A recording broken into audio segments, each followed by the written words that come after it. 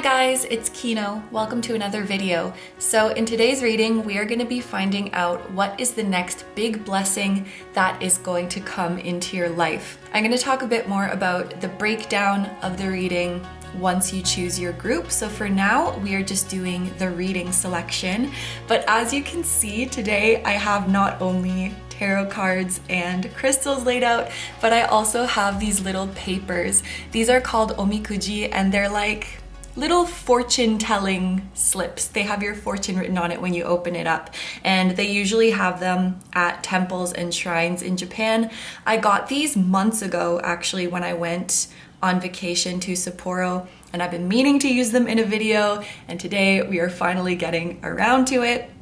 One thing about these ones in particular though is that they're pretty lighthearted, they're pretty funny. Sometimes the fortune telling slips are like really serious and they're like, you're gonna have bad luck, but these ones are quite lighthearted. So we're just reading them for fun. They're not to be taken too seriously.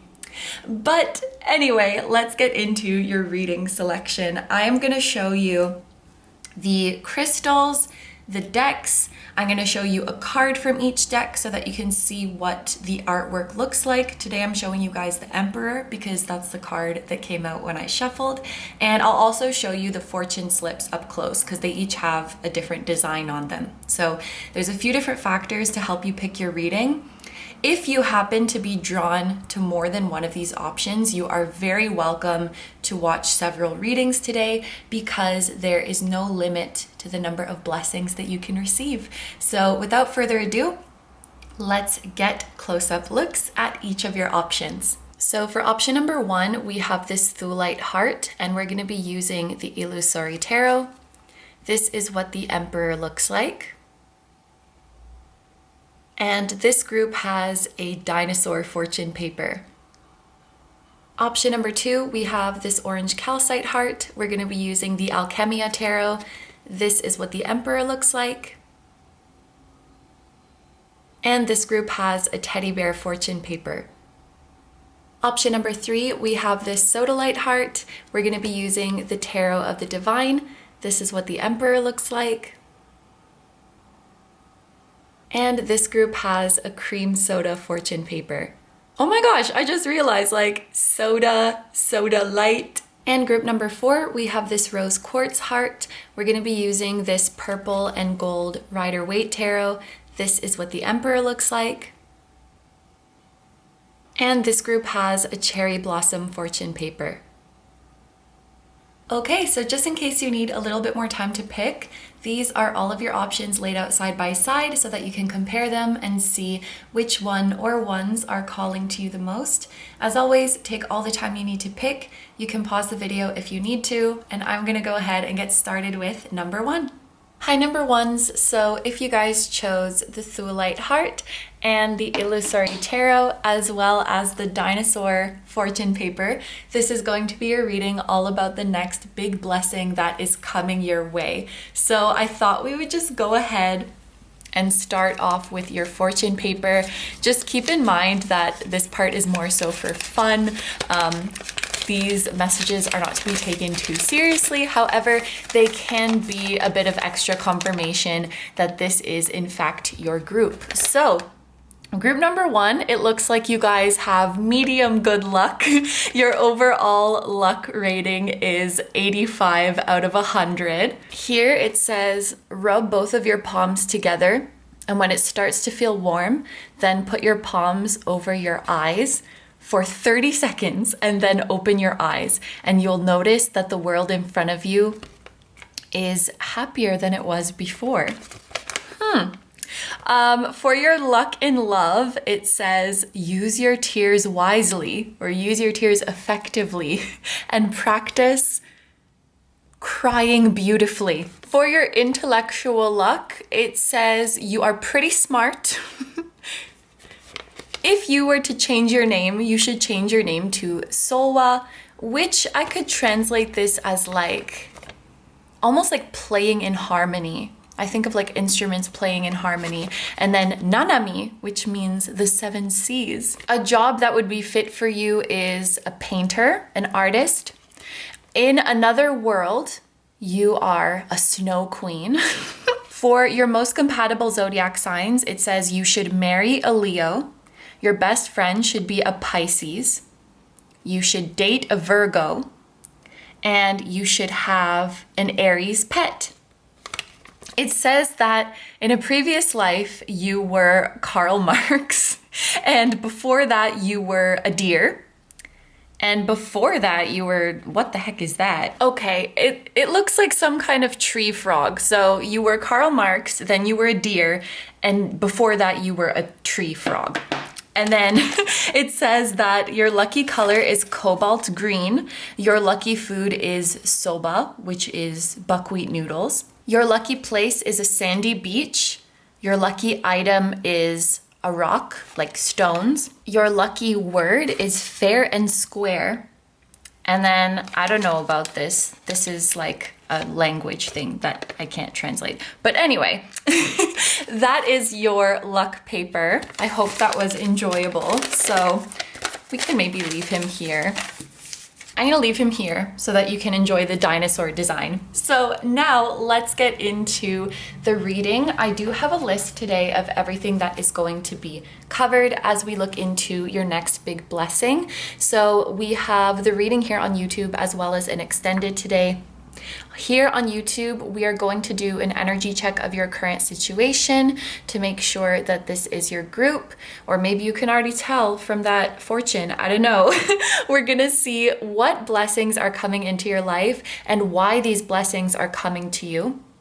And then we're gonna get some advice and words of encouragement from your spirit guides. And then over in the extended reading, we are going to see what will your life be like once these blessings come in? How is your life gonna change? And then we'll see when these blessings will likely come based on the current energy. We'll get a timing prediction, and we'll also see what could influence this timing. So is there anything that could happen to make this sooner or later? We will look into that too. So that's everything that we're going to be checking today. And without further ado, let's get right into it. So for our energy check, we're going to be using this tarot deck. I'm just going to pull 2 cards from here, and we're going to take a look at your current situation from an internal perspective and an external perspective. And if this sounds like something that you are currently going through and something that you would like to hear more about, then keep watching. If this doesn't resonate with your current situation, you're welcome to try listening to another group, or maybe this is just not your reading today.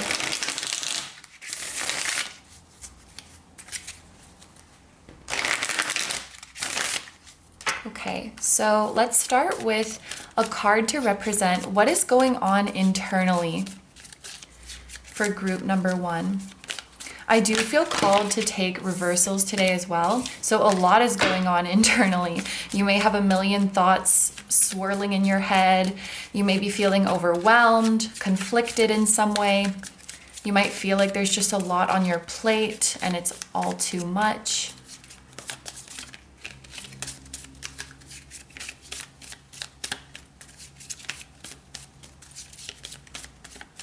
What is going on internally for group number 1? We have the moon. Yeah, so it feels like there's some overthinking going on. What was interesting to me is that the way this deck was acting, you saw there was like that explosion of a bunch of cards coming out, which let me know, okay, this group has a lot on their mind right now. With this energy, I'm even feeling something like drowning in your thoughts. It's all getting too overwhelming. But then when it came to a card actually coming out for your reading, it was taking a lot of time. So there's a feeling of like all of these thoughts, all of these ideas, all of these worries, and yet nothing is coming of it. I have all these ideas of what I want to do or what I need to do, but when it comes to taking action, that's where I'm struggling. When it comes to things actually happening, that's where I'm struggling.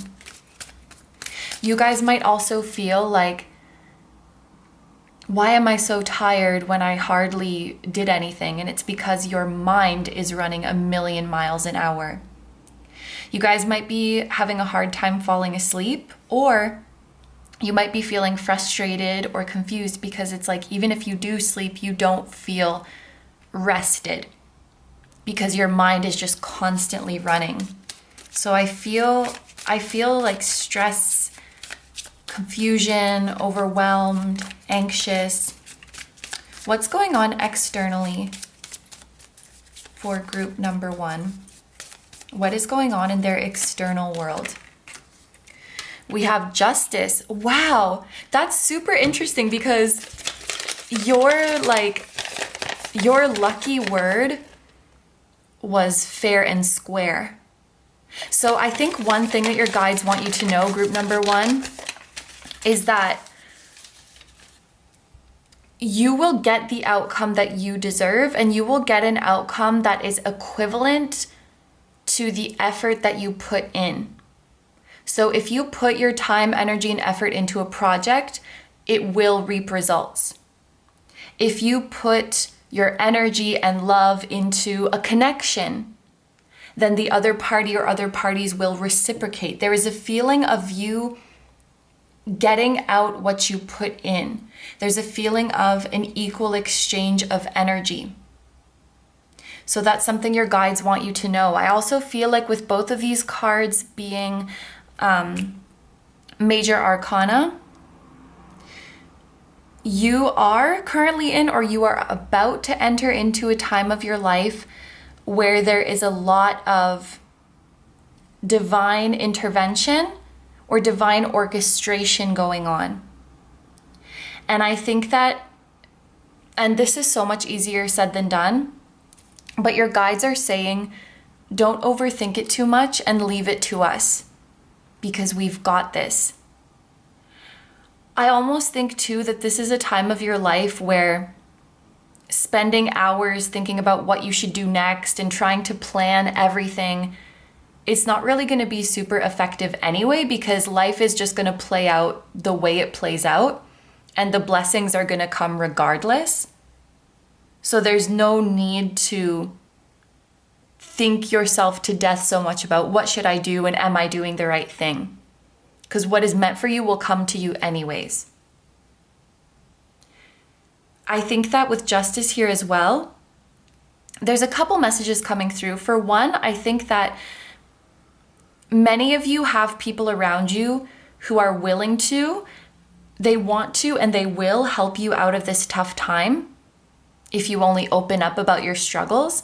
And the other thing your guides want you to know is that you're not alone. I think sometimes when we get into this anxious mindset and we're stuck in our head, we can feel like no one would understand, or like it's just me, like I'm just crazy, or I'm just being dramatic, or I'm just struggling and everyone else is fine. And I think that if you were to be vulnerable and open up about what you're experiencing mentally, like what's going on internally for you, you would find that a lot of people can relate. I'm hearing like even people you least expected. So if there's people in your life who, for example, you look up to them and you think, oh, they must have it all together, they must be doing great, they can actually relate a lot to your struggles. And you might even find that what you're experiencing internally is very normal. And like, this is a very specific figure, but 80 to 90% of the stress that you are feeling is actually the idea that I'm not supposed to be feeling this way. Like I'm doing something wrong. So let's say you are stressing a lot because you feel like, I don't know what I'm doing. I don't know what I'm doing with my life. I feel confused. I don't know what the future holds. Yes, there is some stress in that, but what I'm seeing is that most of the stress comes from you thinking that you should know what you're doing, thinking that you should have it figured out. And so in this case, it's like your guides are saying, if you were to open up to someone about how you're feeling, they would be like, oh yeah, I feel that way too. Like, I never know what the heck I'm doing. And you're like, wait, that's normal? That's okay? Yeah, no one has it figured out. Like, relax, it's okay. You don't have to have it figured out. And it's like a relief. I feel like the biggest relief for you guys would not be from these feelings going away, but just knowing that you're not alone in these feelings. You're not alone in this experience. That relatability, that normalization of what you're going through internally is going to make it so much easier. It's going to help you come to peace with things. Like, I want to tell you guys, relax. You're overthinking it. You're doing a much better job than you give yourself credit for. The feelings that you're having and the struggles that you're having are very, very normal. It doesn't mean that anything is wrong or like you're doing something wrong. And if you're able to share about your doubts, your fears, your worries, you will realize that most people have them. Even the most amazing, successful people who have it together, we all have fears. We all have thoughts like this sometimes, and that's okay. And demonizing them or thinking that they shouldn't be there only makes it worse. You're doing a very, very good job, group number 1. Very good job. I feel like energy externally is flowing very smoothly. I think it's very good that both of these cards are upright. It just makes me feel like everything is flowing in the right direction. But I think you guys just like get in your head and question your path. And if you just let go, it's like your guides want to challenge you to just let go and just let things come as they are. Let things flow, and you will see how everything falls perfectly into place. Again, very much easier said than done, but I feel like your challenge at this time is just to surrender and see how it all plays out perfectly. So let's take a look at the deck that you guys chose, and we're gonna see what blessing or blessings are coming to you right now. Oh, I should also mention a Pisces person or a Libra person could be significant with these 2 cards, or you could have those placements.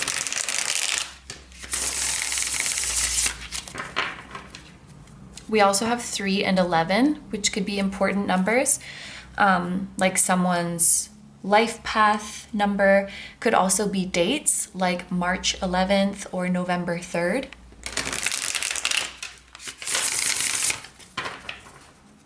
Okay, group number 1, I want to pull your cards again because I laid out the cards and I was using reversals like I thought I wanted to do at first, and it just did not feel right. So I am scrapping that idea and I'm going to stick to how I usually do it.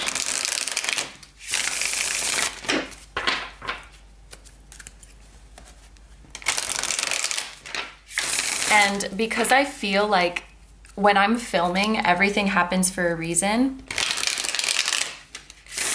there might be a message there for you of like, don't be afraid to start over, and you're always allowed to change your mind.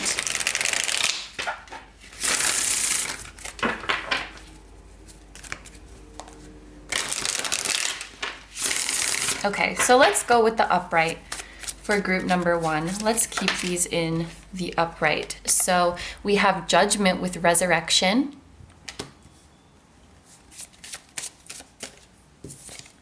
We have the Chariot with Triumph.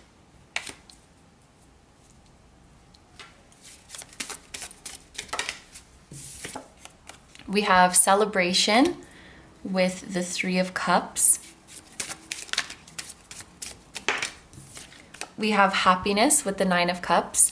And then at the bottom of the deck, we have the Star with Hope. So I'm gonna use this bottom of the deck energy as sort of like the overarching energy of this spread. And what this tells me for you guys, group number 1, is that the blessing or blessings that are coming your way are things that you have wanted for a long time, but that seemed too far away or that seemed too good to be true. I almost feel like for this group, some of you at this point, you don't even allow yourself to get your hopes up for this blessing as a way to protect yourself, because maybe in the past you did get your hopes up that this blessing was coming to you and you only ended up getting hurt or disappointed.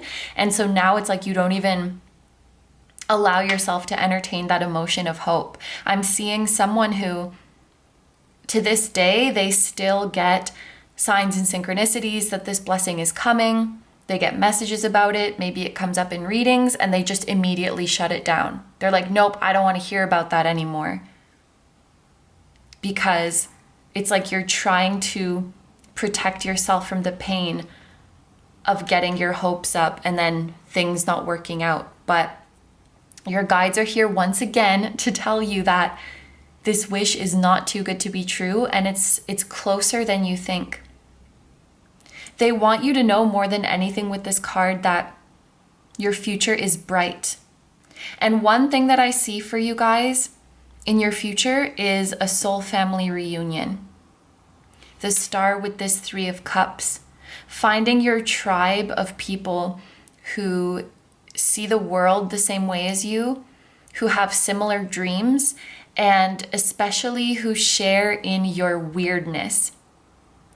I feel kind of a cold sensation, but not in a spooky way, just in a temperature way. And so I feel like you guys could be from a cold country, or there is a northern country that is calling to you, that wants you to visit.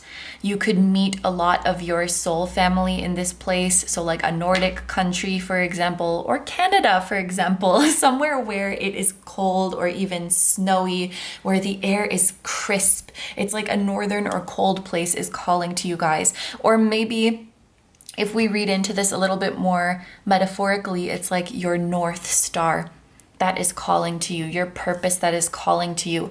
Group number 1, the things that you desire for your life are actually tied into your life purpose and tied into your destiny. So your guides also want to confirm to you that the things your heart desires are in alignment with your highest good, and you're actually meant to experience them. It's not a question of, will I get this? Will I obtain this? It's just a matter of when. Because it is written for you that you are meant to have these experiences and meant to have these blessings.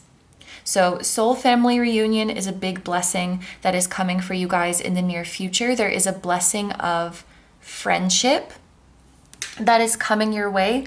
So being surrounded by loving, supportive, genuine, compassionate friends who truly want to see you reaching your highest potential. These are people who celebrate all of your wins. And I'm also hearing, and maybe this is important for some of you, like they would be happy for you even if it means that you, quote unquote, do better than them, go higher than them, go farther than them. In fact, they welcome that, they celebrate that, they want to see you go as far as possible, and they want to support that. I'm seeing in the future, your mental health is a lot better too. You don't stress like you used to. You don't worry like you used to. Your baseline mindset is optimistic, is like everything will be okay. In the future, you're a lot more comfortable with just not knowing. You're like, I don't know what's going to happen, but I'm sure everything's going to be fine. I'm sure the universe will figure it out. And leaning on others for help, or leaning on the universe to just work things out for you, it comes more naturally. You recognize that overthinking about things that you can't control is a waste of energy, and your mind just doesn't go there anymore. I mean, we all have our days, we all have our worries. You know, nobody has a perfect, squeaky clean, high vibe brain, but it seems a lot more compared to the past or compared to the present. The future you's baseline is just a lot happier, a lot more optimistic. I'm seeing that one of your blessings is that you're content with what you have. The blessings coming to you are not necessarily about you gaining more. It's more about becoming happy with what you have. So, and that's not to say you won't get more, but like, for example, this reading is not so much about you like becoming a millionaire. It would be you having a mindset that allows you to be happy with the money that you do have or with the material possessions that you do have. This reading is not saying like, oh, your physical appearance is going to change. It's more so saying your blessing is that you will become a person who loves yourself unconditionally, who finds yourself beautiful inside and out, who doesn't feel like they need to change. And maybe that comes from having this beautiful support system and having these friendships in your life. But that's the biggest blessing for you. That's the most important one, is that you'll reach a place where you're truly happy with what you have and you don't constantly feel like you're chasing for more. You don't constantly feel like you have to go to the next goal and the next goal and the next goal, because you don't derive your self-worth from that, or you don't derive your happiness from that. You derive your happiness from the present moment. So it's an internal shift that is your biggest blessing, where you can finally just be happy and content in the now and derive your happiness from here.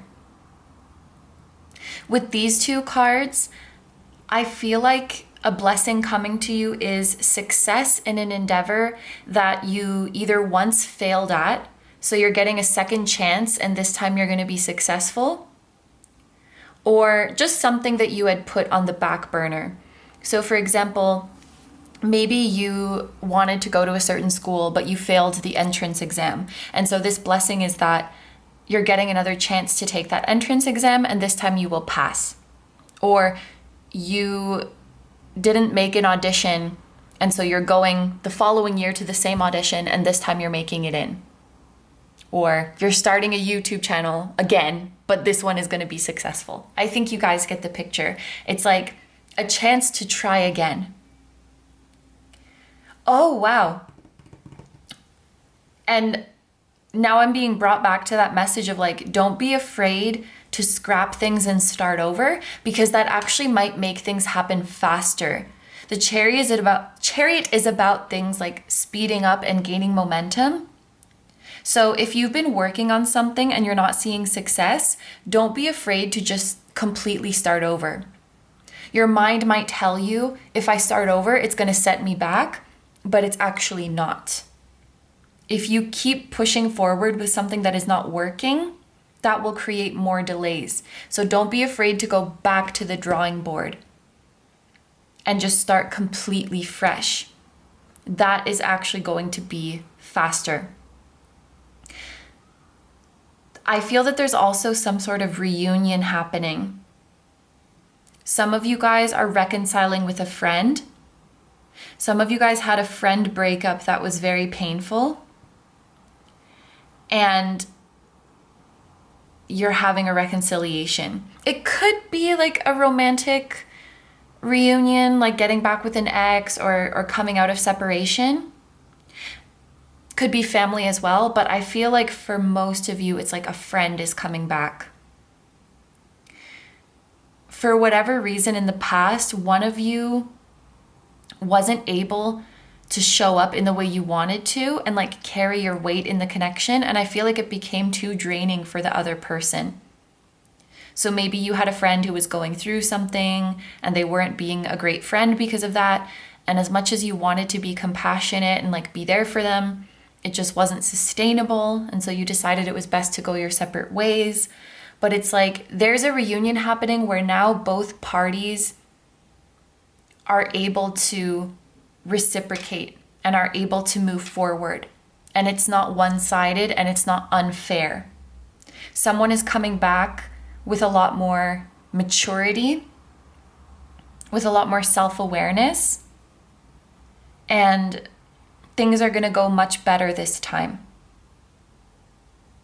On another note, for any of you guys who are like taking a test, doing an audition, doing some kind of evaluation, like an exam at school, or like a driving test or some kind of screening that you're getting done. It could even be like a medical screening.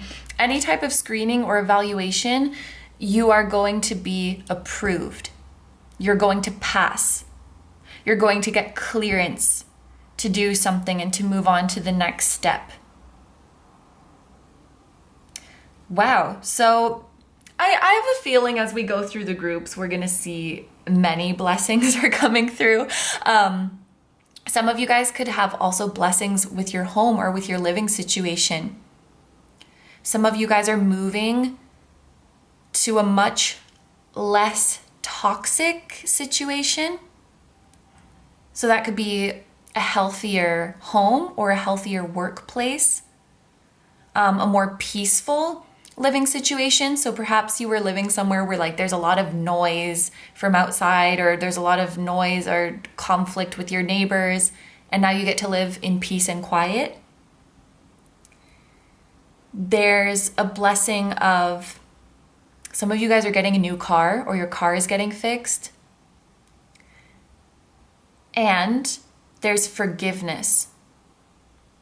So someone could be forgiving you, or you are mustering up, like you're finding it in your heart to forgive someone. And maybe that goes back to like the reconciliation blessing, but that's a lot of stuff.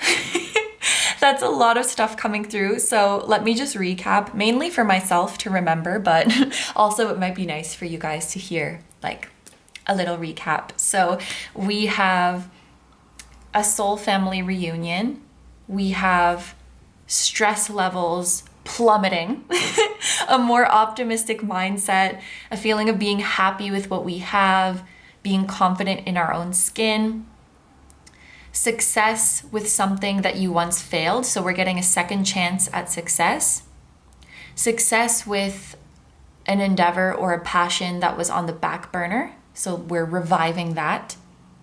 Passing a test, passing an audition, passing a screening, and reunion. A reunion, a reconciliation, a forgiveness with someone who's very close to you. Possible relocation, possibly to a northern place. Blessings with your home or blessings with your car. That is a lot. Okay, so we are moving on now. We're going to get some advice and words of encouragement from your spirit guides. And all of these are like spirit animal decks. So these could be messages from your spirit animals as well. We're starting off with the white rhinoceros. Stability, confidence, steadiness, and abundance. Yeah, so definitely you guys are feeling a lot more secure in this next chapter of your life. I think you definitely have material security and material abundance in your life. So things will be going well in work. Things will be going well financially. And again, you're just really feeling confident in your own skin. And I feel like at this point in your life, you're not trying to be someone or something that you're not. You're not trying to be anything other than you. I feel, I could be very wrong with this, but I feel like white rhinoceroses are kind of rare or special or different. Almost like a black sheep. Like you're a black sheep in a flock, in a herd of white sheep, and you're not trying to be a white sheep anymore. You're not trying to change yourself anymore. You just want to be you. And I feel this most strongly in your career pursuits, your creative pursuits, your educational pursuits. No longer are you concerned with like, what is everyone else doing with their life, or what do people think about what I'm choosing to do with my life? You just don't care anymore. As well as your appearance. Especially for those of you, like for example, if you live somewhere where everyone follows a certain, well, I mean, beauty standards are different everywhere, but it's like, there's a message of like, where you live, everyone is following a certain beauty standard. Or maybe like there's a lot of people of a certain ethnicity, and so most people look one way, and then you look different, and you felt like you wanted to look like everyone else, and you don't have that desire anymore. You're like, why would I want to look like someone else? I want to look like me because I am me.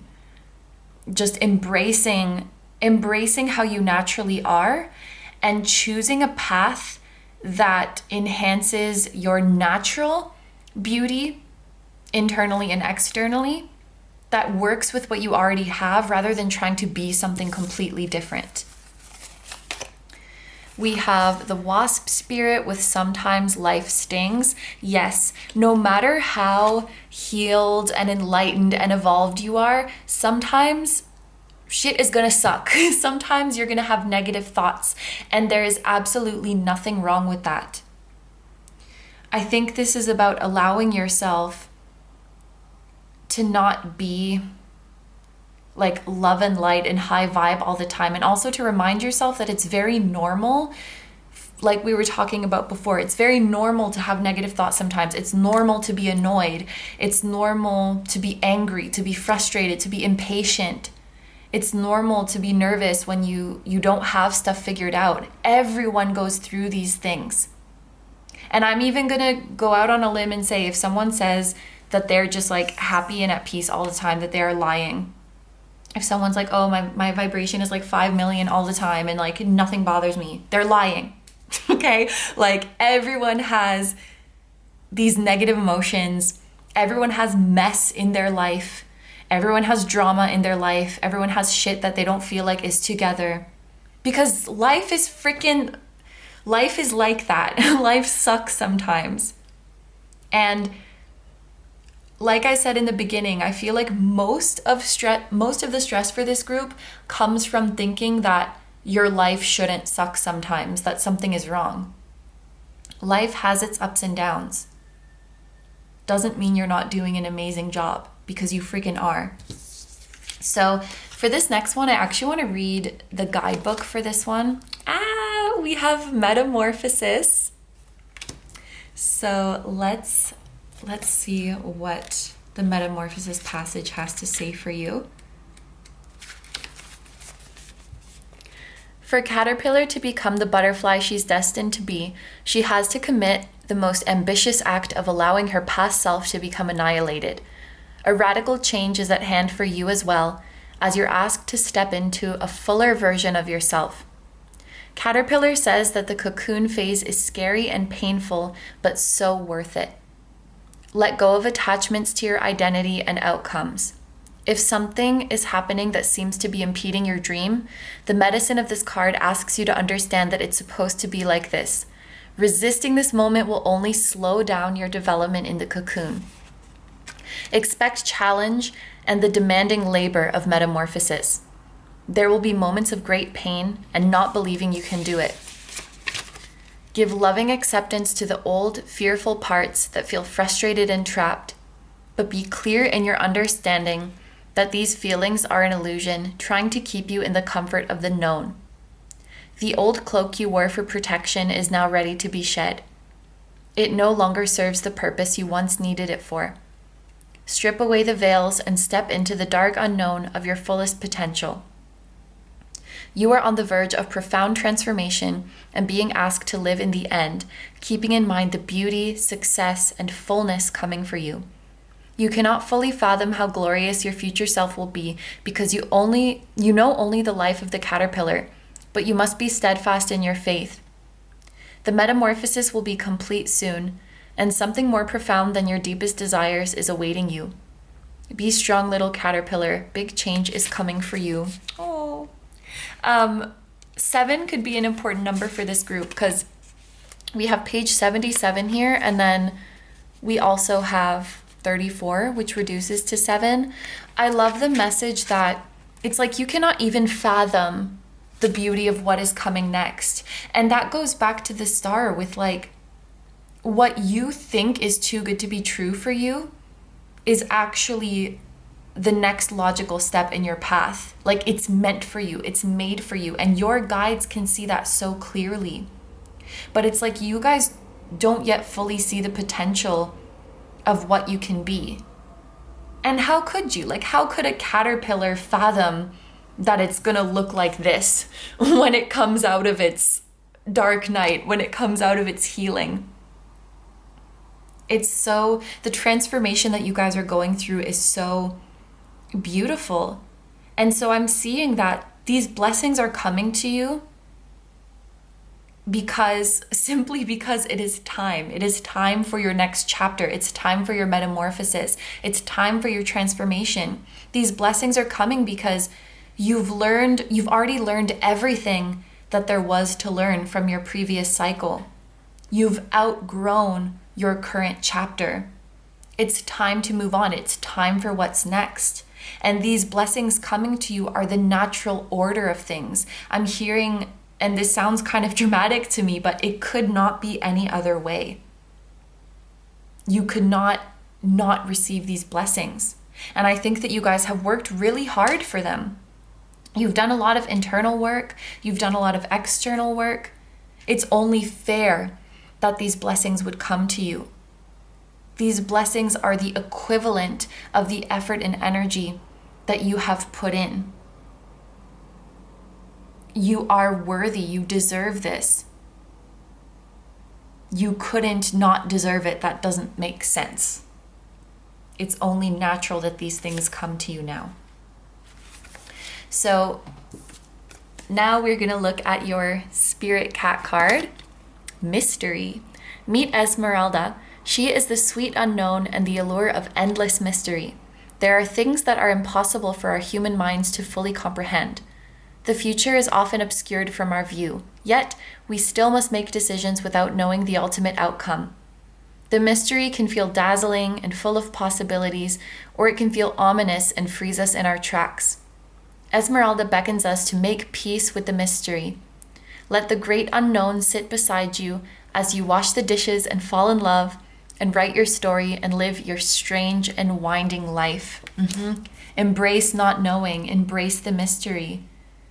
Just fall in love with the current moment and know that in the end, everything is going to be beautiful. Spirit animals that might be significant for you guys: butterflies, wasps or bees, and rhinos, apparently. I don't know how common it would be that you should see a rhino, but I guess you could see images of them, and you could see bees and butterflies in your everyday life. So we are going to finish off this part of the reading with some crystal wisdom cards.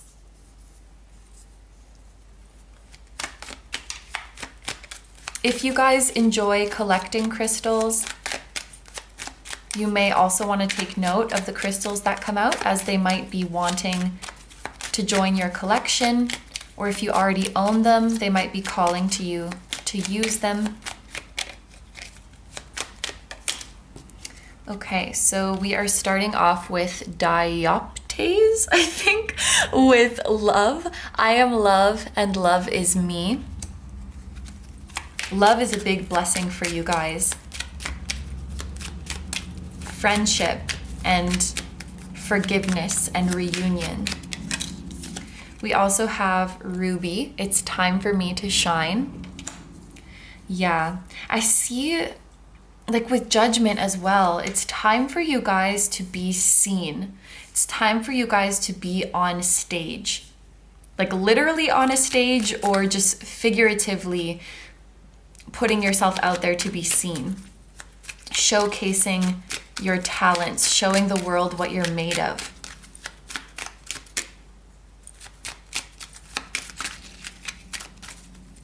An idea or a project of yours is going to be received very well. We have red tourmaline with passion. I am the embodiment of passion.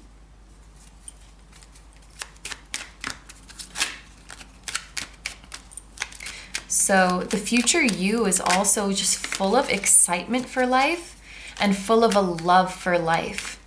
The things that now you might feel are like mundane, everyday things, you look at them with renewed eyes and it feels so much more beautiful. It's literally what was at the very beginning of your fortune slip. It's like there was that message of like covering your eyes, and when you open your eyes, you'll see a brand new, beautiful, shining, happy world. I really feel like for this group, there's definitely things that are going on externally, but the biggest shift for you is internally, where it's like the same things are bringing you so much more joy. You know, it's like that meal that you ate every day. because of this internal shift, that same meal tastes so much more delicious and you have so much more appreciation for it. You get so much more pleasure out of it. The biggest blessing is a transformation from within you. There may be a lot of things in this next chapter that are still the same in your life, but you are renewed. And so as you do the very same things, it feels like such a more beautiful experience. I hope that that makes sense. It's just like, because you're in a mindset of gratitude and because you are present and because you're experiencing things with intention, you get so much more joy and pleasure out of them. You feel a renewed wonder for the same old things that you've been doing forever.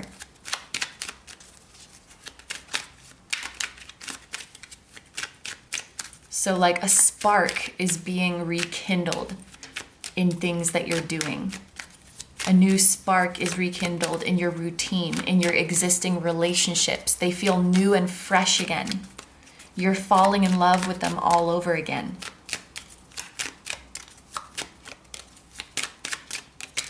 And then finally, we have Amber. Wow, 4 out of 4. I literally don't have any of these. Do I have Amber actually? I actually think I do have Amber. I don't know where it is right now. Anyway, these are, and most of these are like warm colors, like reds, oranges. We have a bit of blue here. I feel like red and orange are lucky colors for you guys.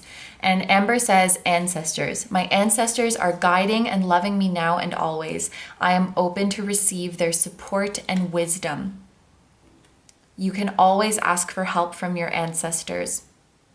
And I want to extend this to any loved one, human or not, who is on the other side. You can count on them to protect you. And maybe actually developing a closer relationship with your ancestors and your passed on loved ones, that could be one of the things that helps you feel safe and comfortable in uncertainty. Because you know deep down that they wouldn't let anything happen to you. When you're faced with uncertainty, you're like, I know that my ancestors are protecting me. I know that my past and loved ones are protecting me. I'm going to be fine. Like, they have my back. Even learning more about, like, if there's any family members of yours that you didn't really get to know while they were alive, learning more about their story might help you realize like just how much they still love you and are still protecting you. Like, for example, learning about your great grandpa and like how hard he worked for his family, how hard he fought to protect his family while he was alive on earth. Learning more about what type of person he was and what he did for you, even if you didn't exist yet, and how loved you were even before you existed, and how that love is still lingering here on earth and protecting you. I feel like that could help you feel a lot more safe. I'm thinking of Lily Potter, like Harry Potter's mom, even though he didn't really get to know his mom. I think he was 1 or something. He was very small when his parents passed away. Even though he didn't really get to know them, as he went through his life, he got to learn more and more about them and know that they still, like, their love is so strong and it's still here and they never left him. Your family, your loved ones, they never leave you. They never have left you.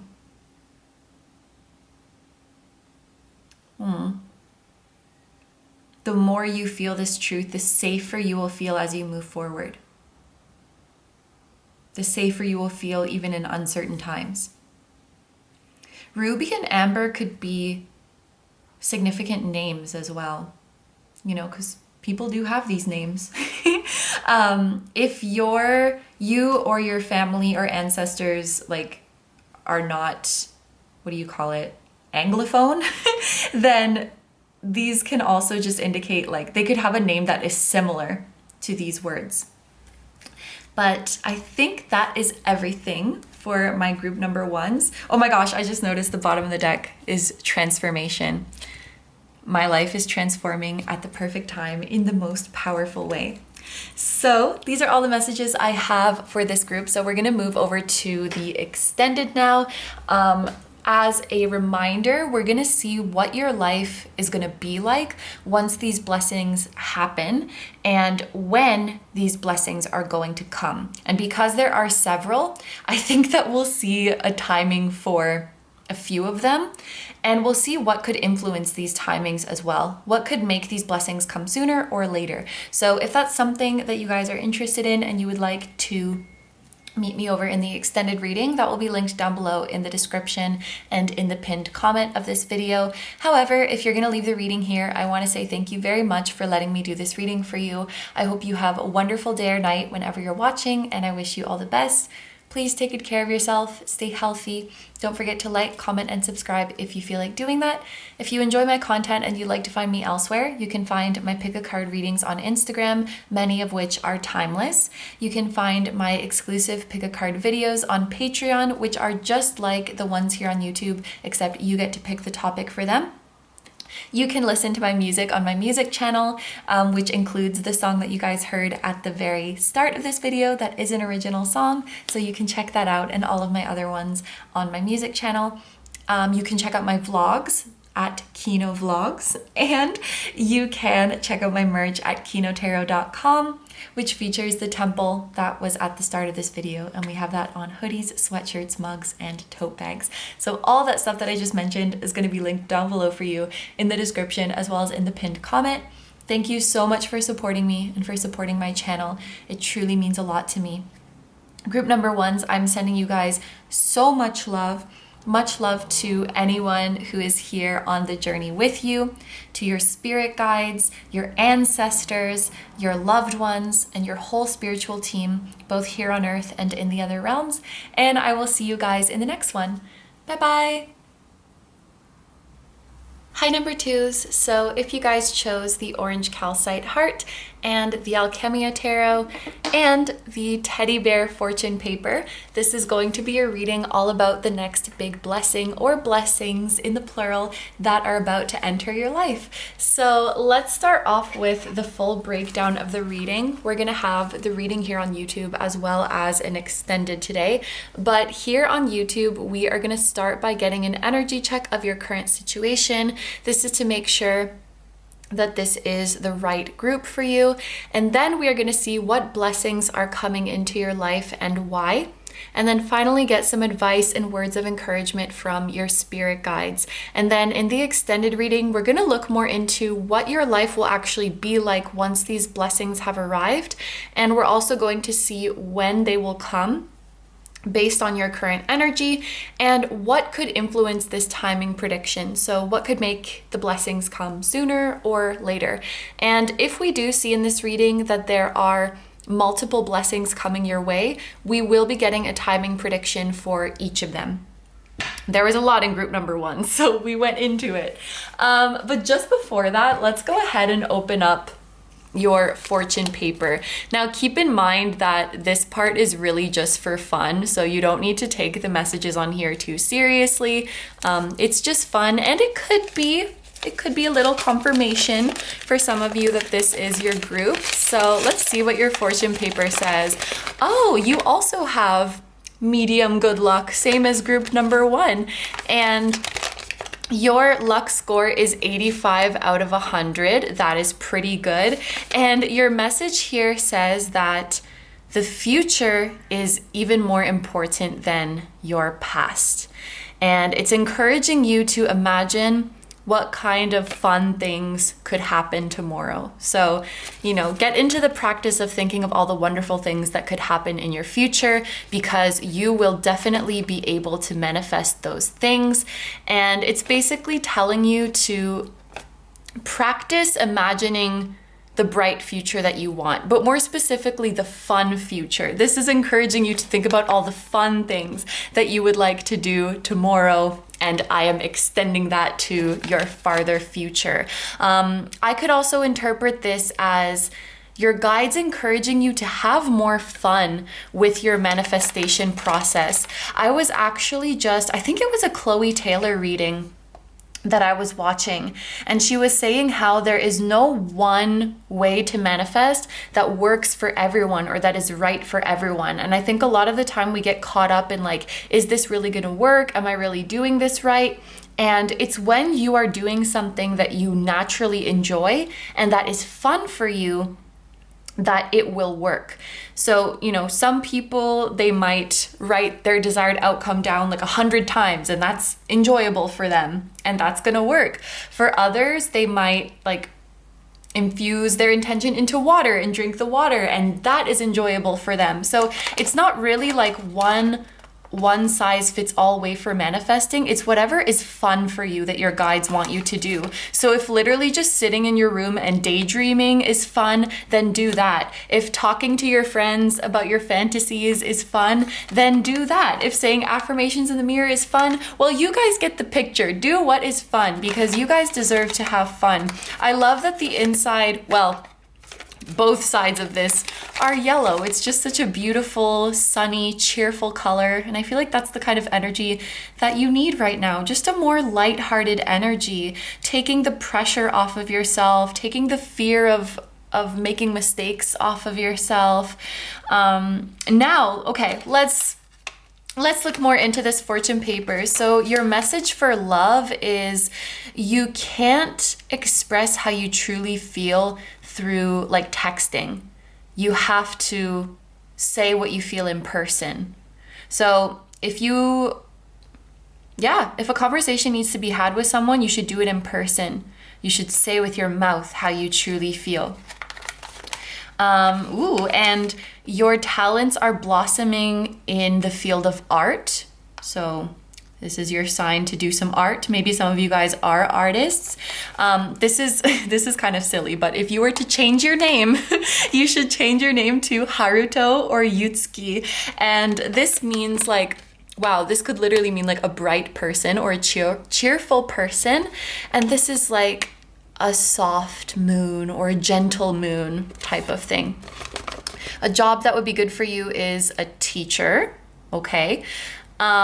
In another world, so this is like your life in a parallel universe, I feel like this means you are someone's deshi, like you are someone's student. Let me check. Yeah, so you are like the top, what was the word? I literally just looked it up. Apprentice. You are the top apprentice of a hero. That is your life in a parallel universe. Now, your compatibility with zodiac signs, it says that you should marry an Aquarius. Your best friend should be a Virgo. You should date a Pisces, and you should have a Libra pet, okay? And it says that in your past life, you were, I don't know how to read this, but this is like a shogun, so like a military leader in Japan. And then before that, you were a sperm whale. Okay. This was you in your life before being a shogun. You were a sperm whale. And then before that, you were some kind of dinosaur. Allosaurus? Yeah. Before that, you were an Allosaurus. Very accurate. Okay, your lucky color is orange. That's nice. Orangey yellow seems to be your vibe. Your lucky food is salmon, or like salmon jerky, maybe a smoked salmon kind of situation. Your lucky place is a hiking trail. Your lucky item is a television. Your lucky word, what the heck is that? I can't freaking read this, but these last two are more like Japanese language things, so I don't know how well those will translate. Anyway, there is your fortune paper. So we are gonna go into your energy check now. I'm going to take reversals for this part, for the energy check. I'm not gonna take reversals when we get into your blessing part, because I tried that with group 1 and I didn't really like it. And so I actually went back and just did it all in the upright. So I think I'm going to keep that for this group. So starting with your energy check, I'm going to pull one card for your internal situation and one card for your external situation.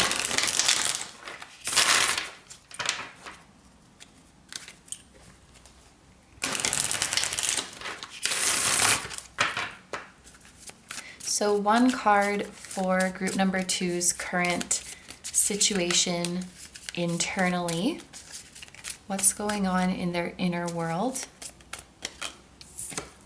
Ooh, and we have the 9 of Pentacles. And what is going on externally? The 2 of Cups in reverse. Okay, so this is kind of a specific message for some of you. You guys may have gone through a rejection recently, personal or professional, or you're just feeling like someone is not reciprocating your feelings. Or I can see, because this is externally, someone is not reciprocating your feelings or did not reciprocate your feelings. And so I'm not sure how you felt about it in the past. It could have bothered you in the past, but it looks like current you is not very bothered by it. For one, you are looking away from the situation. You're moving on from it. But also, with you showing up as the 9 of Pentacles, you have so much love and respect for yourself right now. And I feel like your life is genuinely fulfilling and you're very excited about the things that are to come, kind of like this message here. And you have so much else going for you that like this one rejection doesn't really bother you or doesn't really affect you, or you're just like, hey, okay, thanks for showing me your true colors. I'm going to keep going on my merry way and I'm going to keep focusing on me. And I think you guys have reached a point in your life where focusing on you feels really, really good. It's not like something that you have to force yourself to do, is kind of the way it's coming through. Like, you know, sometimes we really, really want someone to like us back, or we really, really wanted someone to accept us and it hurts so much. But then we know like, okay, I need to focus on me. I need to start filling my own cup. And it feels like this thing that it doesn't come naturally, but we know we have to do it. But the way I see your energy, group number 2, is that you're actually enjoying so much just like being on your own, focusing on yourself, focusing on your own journey. You guys could be focusing on building a business right now, or developing your skills, or just working on self-development and personal growth in general. And it seems like your life is very rich right now. So maybe you guys have a really nice social life, or you have a lot of hobbies, or you have a lot of interests. It just seems like you're living a really fulfilling life. And maybe this has helped you like get over an ex, or get over someone who you liked but they didn't like you back, or just some kind of rejection that you experienced. And I feel like you guys at this point are really just not interested in engaging in any sort of connection where like there's no reciprocation or there's no like equal exchange of energy. You are like actively rejecting these kind of one-sided things. You guys are so generous and kind and smart, and you have so much to give. And you also want naturally a connection or a situation that is going to give back to you and enrich your life as well. And there's a feeling of also like you're looking to level up in life. Maybe just you're looking to grow as a person, or maybe you're looking to level up in your career, or kind of raise the bar for the type of people that you hang around. It's like you're upgrading. You have upgraded a lot. And it seems like in your current energy, you're really feeling yourself, and you're really just over past hurts. But it seems like there's like a specific person that you got over, or like a certain disappointment in a relationship that you got over, and you're like, whatever, I don't care. Like, I'm just going to do me. This could also be indicating that you guys are enjoying a single life right now. Obviously, like, ignore me if you're in a relationship. But, you know, with the 2 of Cups in reverse and 9 of Pentacles in the upright, it looks like someone who is just enjoying their own company, enjoying being single. They don't need a partner right now. Like, they're focusing on work, or they're just focusing on growth right now. But it's a really beautiful energy. I'm really happy to see this. A Virgo person could be significant, or you could be a Virgo, or someone with Venus in Virgo. And then here, this is Venus in Cancer. So Virgo and Cancer could be significant, or more specifically, Venus in Virgo, Venus in Cancer. And actually, because this card is upside down, I kind of want to say Capricorn, because like Capricorn is the opposite of Cancer. So Capricorn could be significant as well. But let's get into the deck that you guys chose. Oh, also 9 and 2 could be important numbers. 9 and 2. It could be someone's life path number. They could be dates as well. So like September 2nd or February 9th. But yeah, if that sounds like your current energy, then keep watching.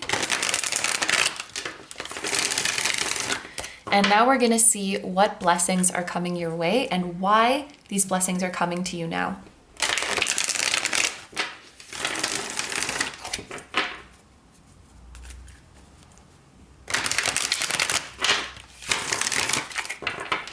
Okay, for group number 2, what do we have? We have the Page of Pentacles. Oh wait, I'm doing them all in the upright. Never mind. We have, oh my gosh, we have the 4 of Wands.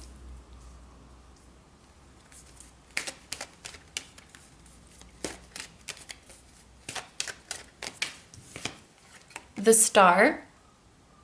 Group number 1 got the Star as well. The 6 of Cups, wow.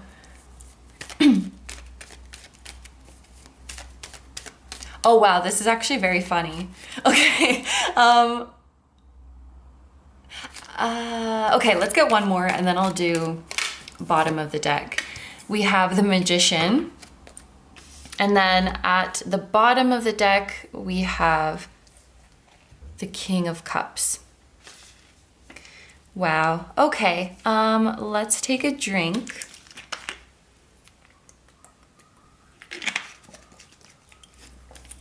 Yeah, this is kind of funny because I just finished saying like you guys moved on from someone, or you're not looking for a relationship and blah, blah, blah. And isn't that just how life goes, right? Like just when you don't care and you're focused on other things, that's when the thing comes into your life. We have the 4 of Wands, which can indicate divine unions, divine counterparts, weddings, marriages, unions. It's the 1111 card. We have the 6 of Cups, which is also about like deep soulmate connections. You know, they can mean a lot of things, but the fact that we have both of them together is giving very, very strong soulmate vibes to me. And I just thought it was funny how we have this Page of Pentacles who is like completely has their back turned to all of this stuff. And this is telling me that the blessing coming your way, it's coming when you least expect it or when you're not focused on it.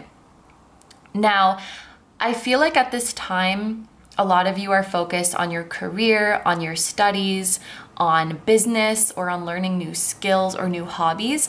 And I definitely do think that you have success coming there as well, because the Page of Pentacles indicates like a new project that has a lot of potential, or a new like career path, or a new business that has a lot of potential. And so whatever it is that you guys are focused on right now, like professionally, educationally, creatively, there is the potential to, wow, to make a fortune. I'm hearing to make a fortune with what you are doing. But I am seeing with this Page of Pentacles that you guys are still in the beginning stages of your endeavor. You still have a lot of room for improvement and a lot of a way to go. But this is actually meant to be exciting. This is not like, oh my gosh, you still have so much work to do. It's like, the potential is insane. You still have so far to go. So even if where you are now in your career, you're like, yeah, I think I'm doing pretty well. Like I'm pretty happy with my success. I'm pretty happy with my finances. Your guides are like, oh wow, just you wait and see. Because whatever you're achieving now or whatever you're making now, it's just the beginning. Like, you are still going to skyrocket from here. And I think that however far along you feel on your journey, you're going to be reminded in the near future of your beginnerness, you know? So to use myself as an example, I've been doing this channel for, I think, about 4 years.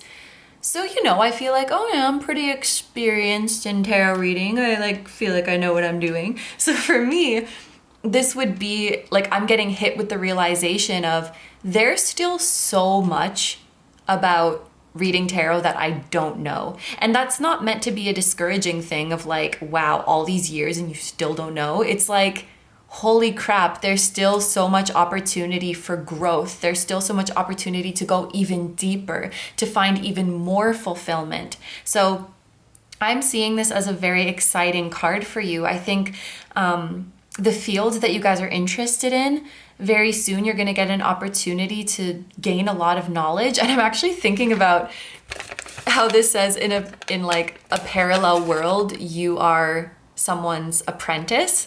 Like, you're the number one apprentice of a hero. You might see that mirrored in your life here, where a mentor is coming in to help you with your career or to help you with something that you're learning, because I'm seeing you stepping back into a beginner's mentality. So we're not saying like, oh no, I don't need a teacher, I already know enough. Like, and that's even, I can use myself as an example again, because, you know, I've studied Japanese since I was 9. So that's like, oh my God, I'm like giving away my age, but that's like almost 20 years.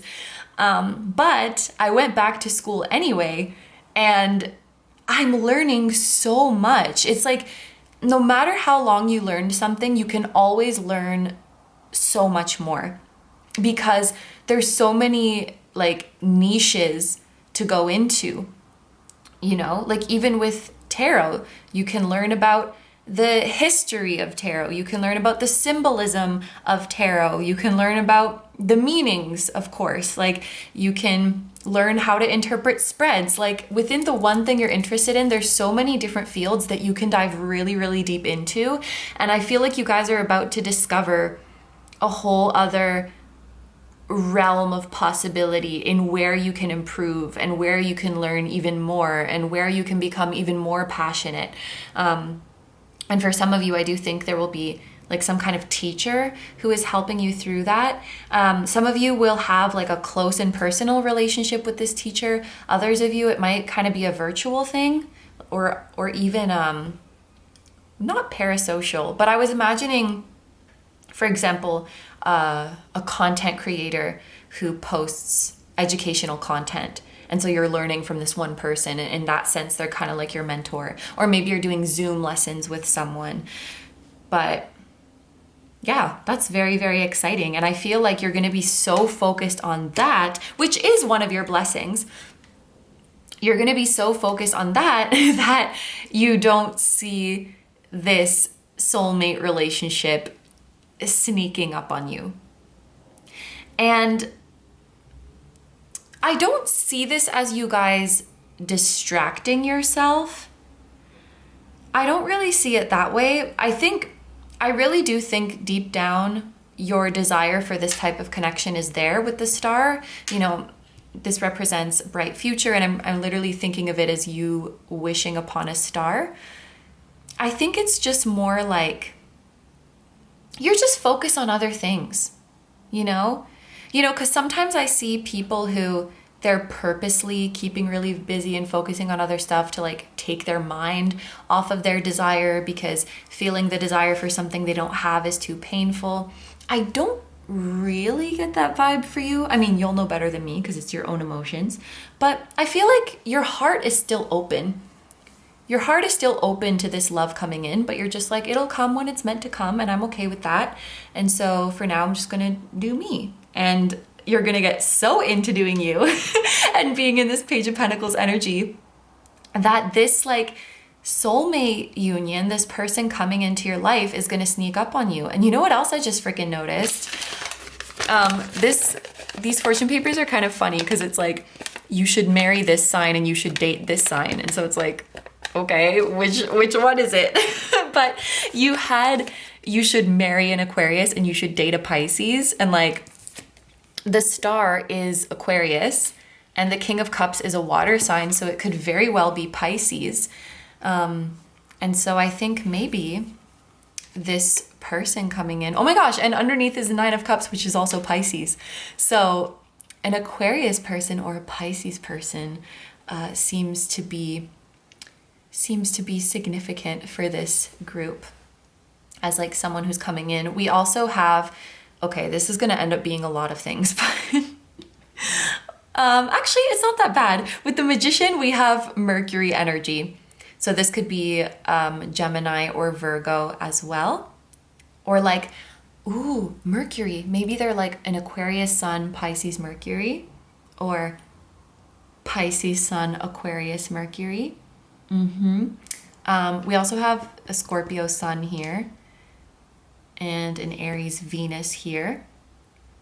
That's actually very possible. Like the Sun, Mercury, and Venus being some combination of Aries, Pisces, Aquarius, because they're all like next to each other, and Sun, Mercury, and Venus are like all next to each other.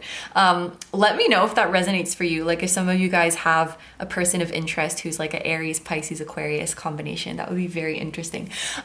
Anyway, let's sometimes I get into the zodiac rabbit hole because it's so cool, like how the cards work together. But yeah, let's take a look at these energies. I think it's very sweet too how in this card, it looks like they've joined, another holding hands, and they're walking home together. I actually don't know this song very well at all, but I'm thinking of the song where Drake says, "Just hold on, we're going home." That is the only lyric I know. But he's like, "Just hold on, we're going home," I'm pretty sure. So I feel like, and this makes sense, whoever's coming into your life, you would be an important part of each other's life purpose journey, or you help each other find your purpose, because I'm thinking of this home as like your purpose, where you belong. Same thing with the Four of Wands as well. I think of it as your destiny, the thing that's going to make you the most happy, the place where you really feel at home, like you truly belong. And so I feel like what we're seeing here is that both of you would be in this Page of Pentacles energy, working on your own stuff. And you work on your stuff on your own as long as it's time for you to do that, but you will reach a point where it's finally time for you guys to come together. It's like there's one part of your journey to your calling that you work on alone. And then once we reach this point, okay, we need each other now. Like we need each other's expertise. We need each other's support. And then you would come together when it's time for you to do the rest of the journey together. I hope that that makes sense. And so I guess the reason this is coming up now is because pretty soon you're going to reach the end of the road of what you can do by yourself, and it will be time to enter into a collaboration with this soulmate. I'm noticing, does everyone in this deck have? No. There's different hair colors. I'm just noticing that all of these people have light hair, you know, like blonde hair, goldeny hair. So it could be indicating that this person has blonde hair or like a golden hair, or it could be that you two have the same color of hair or the same type of hair, because like they have pretty much the same hair, they have pretty much the same hair. So, you know, it could literally be like you both have curly black hair, or you both have straight brown hair or something. But yeah, I thought that I would mention that.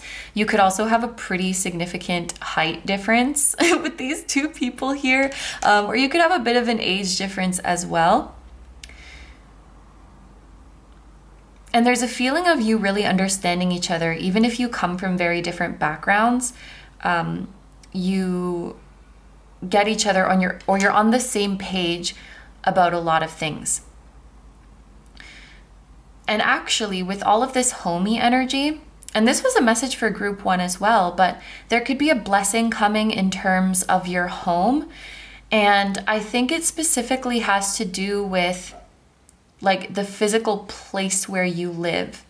So getting to live in your dream type of home, whether that is, you know, a super huge condo in the middle of a big city, or like a little cottage in the countryside, you know, whatever your ideal house is, I think that you're going to get to live in that kind of environment very soon. Or this could even be talking about a bigger scale, you know, like a city, a country, a continent that you really, really want to live in. If there is a place in the world that is calling to you, you will get to visit there, or you will even get to live there much sooner than you think. And things will happen like magic to allow you to get there. Because, you know, the process of relocating, especially if you're moving to another country, there's so many things to think about, right? There's so many things to prepare. There's so many documents, and like it can be such a long process that the whole thing feels overwhelming. But I'm seeing that whatever your goals are for like your home or where you live, everything's going to happen much faster and much smoother than you thought. It's like when I thought my visa was going to take, yeah, it's kind of like that. I can relate like a little bit. I can relate a little bit to this group because this is like, this kind of happened to me. But what was I saying? Oh yeah, I got stranded in Canada because of COVID back in like 2021, 2022. I couldn't get back into Japan. And then they finally opened the like new visa applications, and everyone was saying, I mean, actual people who work for the organizations, they were like, oh yeah, like you better get your application in as soon as possible, because, you know, once we open the applications, we're going to be so backlogged, right? Because everyone who's been waiting for like 3 years, everyone's going to apply at the same time, and we can only process like a certain number a day, so you got to get in there quick. Like they were telling me it's going to take months. And then I heard back from them in like freaking 3 weeks. So something like that would happen to you, where you think like, oh my gosh, it's going to be this whole process. You know, like, I don't know, maybe it's applying for, like you're trying to buy a house, or you're trying to rent an apartment, or you're trying to get a visa, or you're trying to, I don't know what else takes a long time. Maybe you're on a wait list for something. Like, that happened to my mom as well. She got a hip surgery, and they were saying it's going to take 18 months. And then she somehow made her way in and like already got the surgery. Something is being, like you're getting a speed pass, I guess. So please claim this message, even if you don't have a desire to move. Please claim this message of like skipping ahead for any situation in your life that you're waiting for, that you feel is going to take a really long time. If you're waiting for a surgery, if you're waiting to get some kind of treatment, if you're waiting to be someone's client and like you're on a really long waiting list, you will get bumped up somehow. You will not have to wait that long. We have the Magician. So really anything is possible for this group. Like the Magician means that you can literally manifest anything that you set your mind to. And I feel like this is one of those cards that's going to be different for everyone. And in fact, this Nine of Cups under here, I feel like these cards are different for everyone, because it's really just the thing that you desire fulfilling, coming true. The thing that you wish for coming true, and the thing that you're trying to manifest coming true. So there's something that you guys are actively wishing for right now and actively trying to manifest, and that's what this is referring to. And you know, that's going to be different for everyone. Maybe I've already mentioned it, but if there's something else you guys are wishing for, like you're like, KINO, I'm trying to manifest a puppy. Like this is showing me the thing that you're trying to manifest, the thing that you're wishing for, you will also get that. And I think that this King of Cups represents like the counterpart who is coming in. I think they're represented by the King of Cups. So if you ever do readings and this bad boy comes out, that is your soulmate. That's your person that is showing up. If there is an age difference, I feel like they would be the older one. And this is someone who honestly has such a good heart. They're so sweet. I think that you have a lot of the same values. I think that this is someone who is very gentle and laid back. And what's so lovely about them is that they're playful and they don't worry, but they get shit done. Like, they're kind of proof that you don't have to be like uptight and nervous to be productive and be on top of things and get stuff done. Like, they're just so laid back and easygoing, and yet everything that needs to get done gets done, and there's no stress. They're a very good worker. They're a very efficient worker. They have a lot of emotional intelligence, and it's someone who's taken a lot of time to get to know themselves, and so they can really articulate what they want and what they need. They understand, okay, this type of thing elicits this emotional reaction in me. This is what I need to feel safe. And they're able to talk through and express how they feel without, being defensive or pointing the finger. A very mature person. And like we saw here, they might really prefer to talk in person. They might be kind of a bad texter, whether that's like what they're saying through text, it just doesn't really come through right. Maybe they use weird punctuation and weird emojis, so you're like, what are they talking about? Or they could be bad at replying over text, but then when you see them in person, it's like they're so sweet and affectionate. And actually, maybe for some of you, that example of manifesting a puppy was no coincidence. You could very well be manifesting a puppy, whether you're getting your own or this person has a dog and then you, by association, also have a dog now. Dogs could be significant. I'm drawn to this snail. Snails could be an important spirit animal for you guys. And with that being said, the next decks that we're going to use are spirit animal decks, and I left yours over here. So let me just grab those. And I actually have to drink again. But yeah, the next part of this reading, it's going to be messages and words of encouragement from your spirit guides or from your spirit animals, because all of these are animal decks. So let's see what they have to say. Ooh, we have shark, perception, focus, fear, and action. So you guys might be called to do something that kind of scares you, like with fear and action. You might be called to do something that scares you in order to obtain this success. And for some of you guys, I'm hearing, I think often when we talk about like do something that scares you, it would be like, taking a leap of faith, going out of your comfort zone, putting yourself out there. But for some of you, this is a fear of commitment, or a fear of like making a long-term investment in yourself. So for example, if you were thinking of going back to college, that's a big investment, right? Because it's 2, 3, 4 years. There's, money. You have to really rearrange your life to accommodate this new routine. So it may not be necessarily like, oh, I'm scared that I'm going to fail, or I'm scared that I won't be good at it.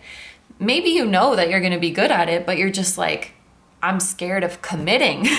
I'm scared of committing to this big thing. Like, I just really hope that this is actually what I'm supposed to be doing and that this is the right path for me. But this is the thing, you guys, whatever path you choose, you're going to be successful. Because the magician tells me you can make, like, anything you touch turns into gold. You can make a killer lemonade out of lemons when life gives you lemons. Like, you can turn anything into a success. As long as you, like with perception and focus, as long as you put your mind to something, you're going to be successful. So And anything you commit to, you're going to be successful. So I think your guides want you to know, like, this, what if I'm making the wrong decision?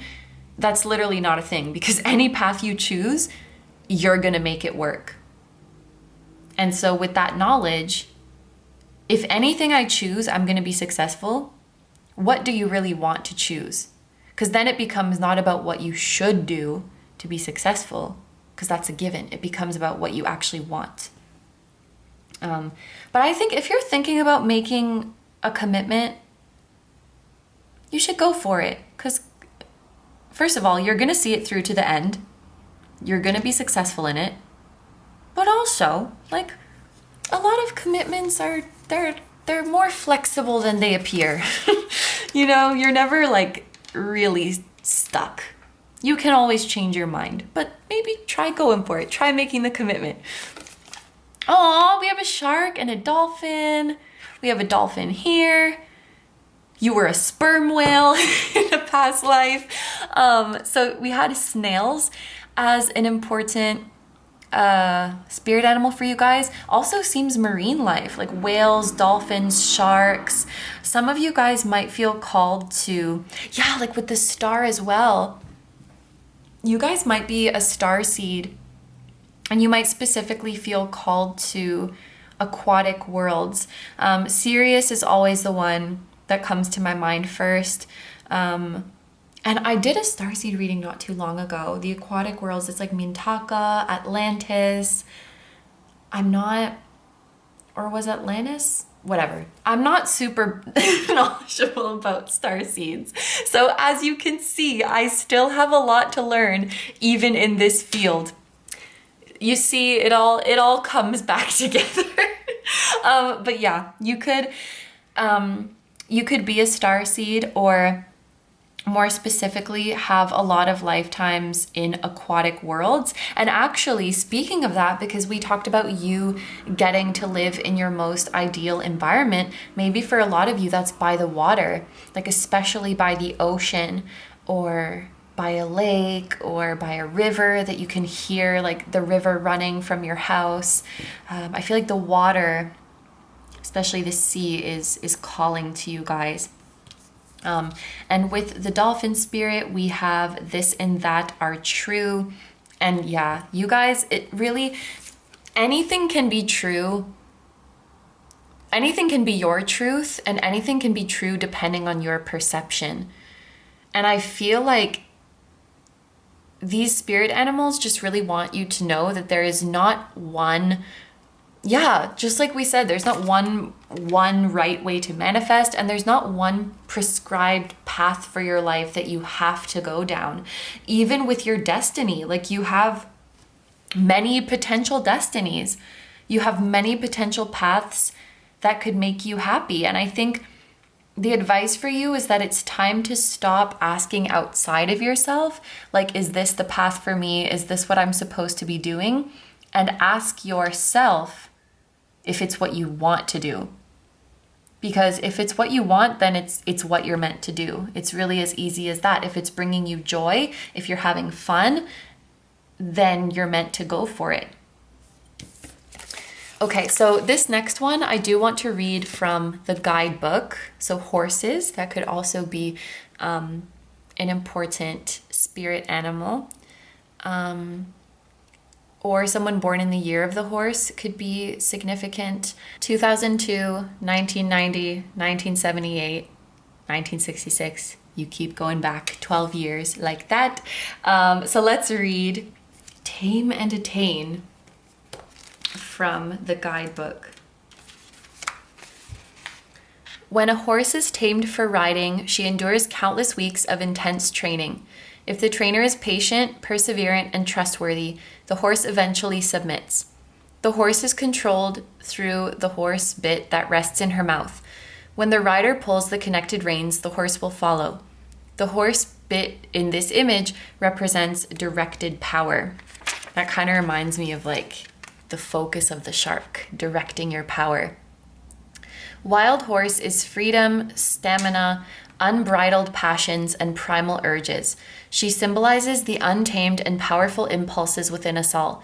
These impulses look like our intense outbursts, obsessive thinking, binging, recklessness, avoidance, and all wild expressions. All of these impulses hold immense power, but often this energy is directed very poorly. The human that tames and rides the horse represents our highest self directing our personal power. So taking your unlimited potential and harnessing it and like focusing it on one thing. And yeah, as long as you commit to something and as long as you set your mind to something, you are going to be successful. Because you have the potential, you have the power, like you have the raw energy for it. You just have to learn how to harness it and channel it into something and get all of your energy moving in that direction. Your willpower will be tested, so you must strengthen it. Sacrifice is required. Horse's medicine asks you to start with small things to build your willpower muscle. Stop yourself from saying a hurtful thing about someone. Resist eating the entire bag of chips. Watch something uplifting instead of watching garbage TV. You may feel resentful of the restrictions at first, but it will lead to an expansion of extraordinary capabilities. With dedication, the ego will soften and align with your willpower. Once you have given adequate time to building your willpower, it will become a superior force. Horse's medicine requests you tame inner appetites to become the person you were meant to be. This is horsepower. Woo, I love this. Like using discipline as a form of self-love and as not as a way of like punishing you, but to help you reach your full potential. I love to see it. And I can relate to this message as well.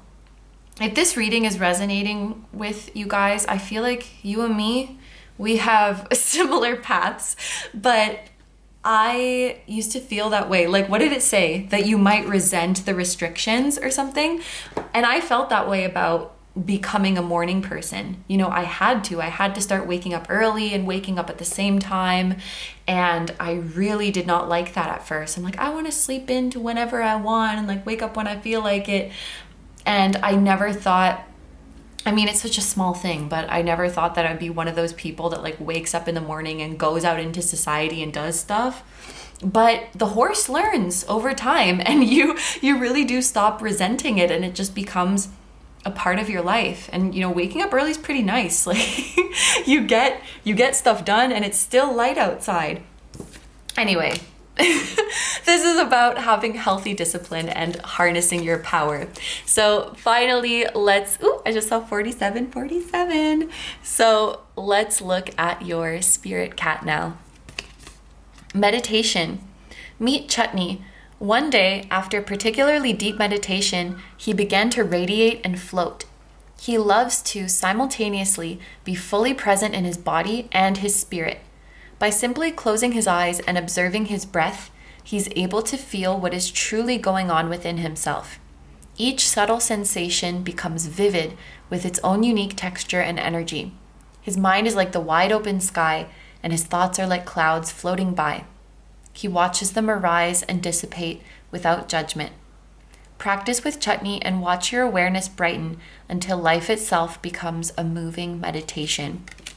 Wow. So big advice for meditation. If you guys already do meditate, then please just consider this as like a good job. We're very proud of you for doing that. It's helping you a lot.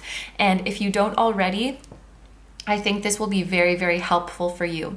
What I'm specifically hearing is that if you just meditate, and I don't think, meditating with a certain intention, like to have a certain experience, is very valid as well. But I think the message here is like meditating for a few minutes just to clear your mind and to become centered.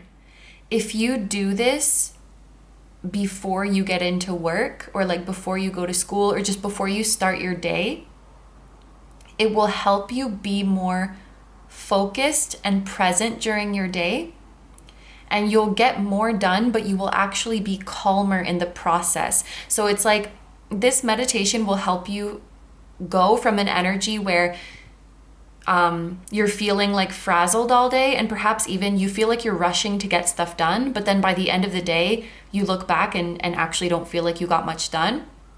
You're moving from that to feeling calm and focused throughout the day, feeling relaxed, but once you get to the end and look back, you're like, damn, I actually got a lot done. Meditating before you start your day will help you move into that energy. And meditating, I don't know, meditating before bed, you might just fall asleep, but I know I do.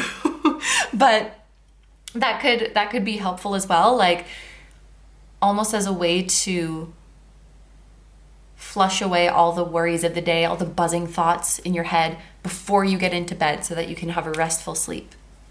But yeah, we are going to close off the reading now with some crystal wisdom cards.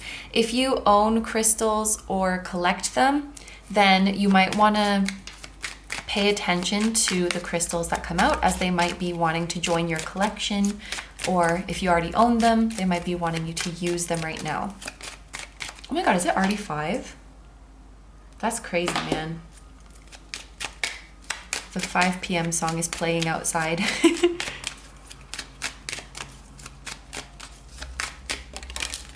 So we have Prehnite. I really like this stone. I don't have it yet, but it just looks so nice. Don't know if I'm sure how to pronounce it though. Trust. I trust myself and the divine flow of the universe. Sodalite, teacher. Okay. So yeah, I'm getting mentor vibes, or like you becoming a student, or going back to like a beginner mentality. I have or maybe you are. Wait a minute. Why am I only noticing this now? It literally said on here that like a good job for you is a teacher. So you might be meant to teach others as well. Wow, that like totally slipped my mind for a while. Some of you guys are actually like learning to become a teacher, become an instructor, become a certified trainer, a certified instructor. I have the divine wisdom of the universe within me, and I openly share it with the world. I'm also noticing we have repeating T, trust and teacher. So T could be someone's initial of, you or someone significant, first, middle, or last name. It could also be the name of an important city, like Toronto, Tokyo, or a country or a company.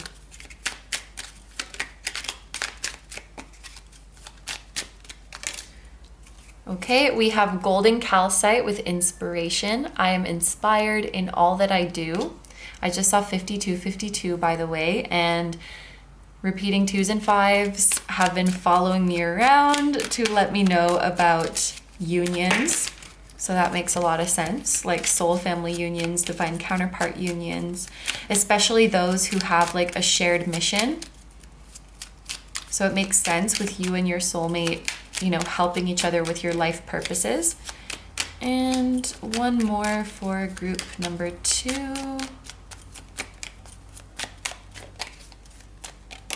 Ooh, malachite. Healing. I am a healing machine manifesting miracles. Wow. So, and yeah, let's look at the bottom because I did that for group 1 as well. Creativity, fire agate. I allow the creativity of my soul to shine through into my world. So those are all the messages I have for my group number 2s. We're going to take it over to the extended reading now. So to recap, in the extended reading, we're going to see what will your life be like once all of these blessings arrive. And we're also going to get timing predictions for all of the blessings that we mentioned here. So we're going to look at this union, definitely, that we talked about. We're going to look at the blessings coming in your career and studies. And we're also going to look at you're like getting a speed pass for something. You're skipping the line, skipping the wait. A process is going to be sped up for you. It could have to do with you moving or traveling if that's something you're wanting to do, or like anything else that you are waiting for. Like I gave a lot of examples before, a waiting list, application process, whatever it might be. We're gonna call it the speed pass, okay? So the speed pass, the union, and the success. We'll get timing predictions for those, and we're also going to see what could influence those timings. So what could make the things happen sooner? What could make them happen later? So if you guys are interested in that part of the reading, you can join me in the extended, which will be linked down below. But if you're going to end the reading here, I'll say thank you very, very much for letting me do this reading for you. I hope you have a wonderful day or night whenever you're watching, and I wish you all the best. I just saw 5522. There's those repeating 5s and 2s again. Please take good care of yourself. Stay healthy. Don't forget to like, comment, and subscribe if you feel like doing that. If you guys enjoy my content and you'd like to find me elsewhere, you can check out my pick a card readings on Instagram, many of which are timeless. You can check out my exclusive pick a card videos on Patreon, which are just like these ones, except you get to choose the topic for them. You can listen to my music on my music channel. That includes the song that was at the start of this video. That is an original song, so you can listen to that or any of my other songs on my music channel.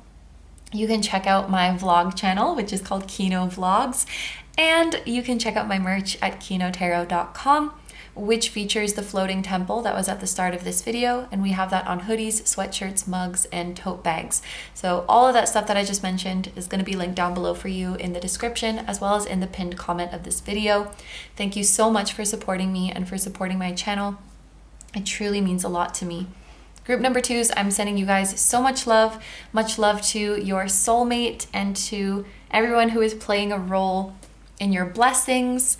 Much love to your spirit guides, your loved ones, and your whole spiritual team, both here on earth and in the other realms.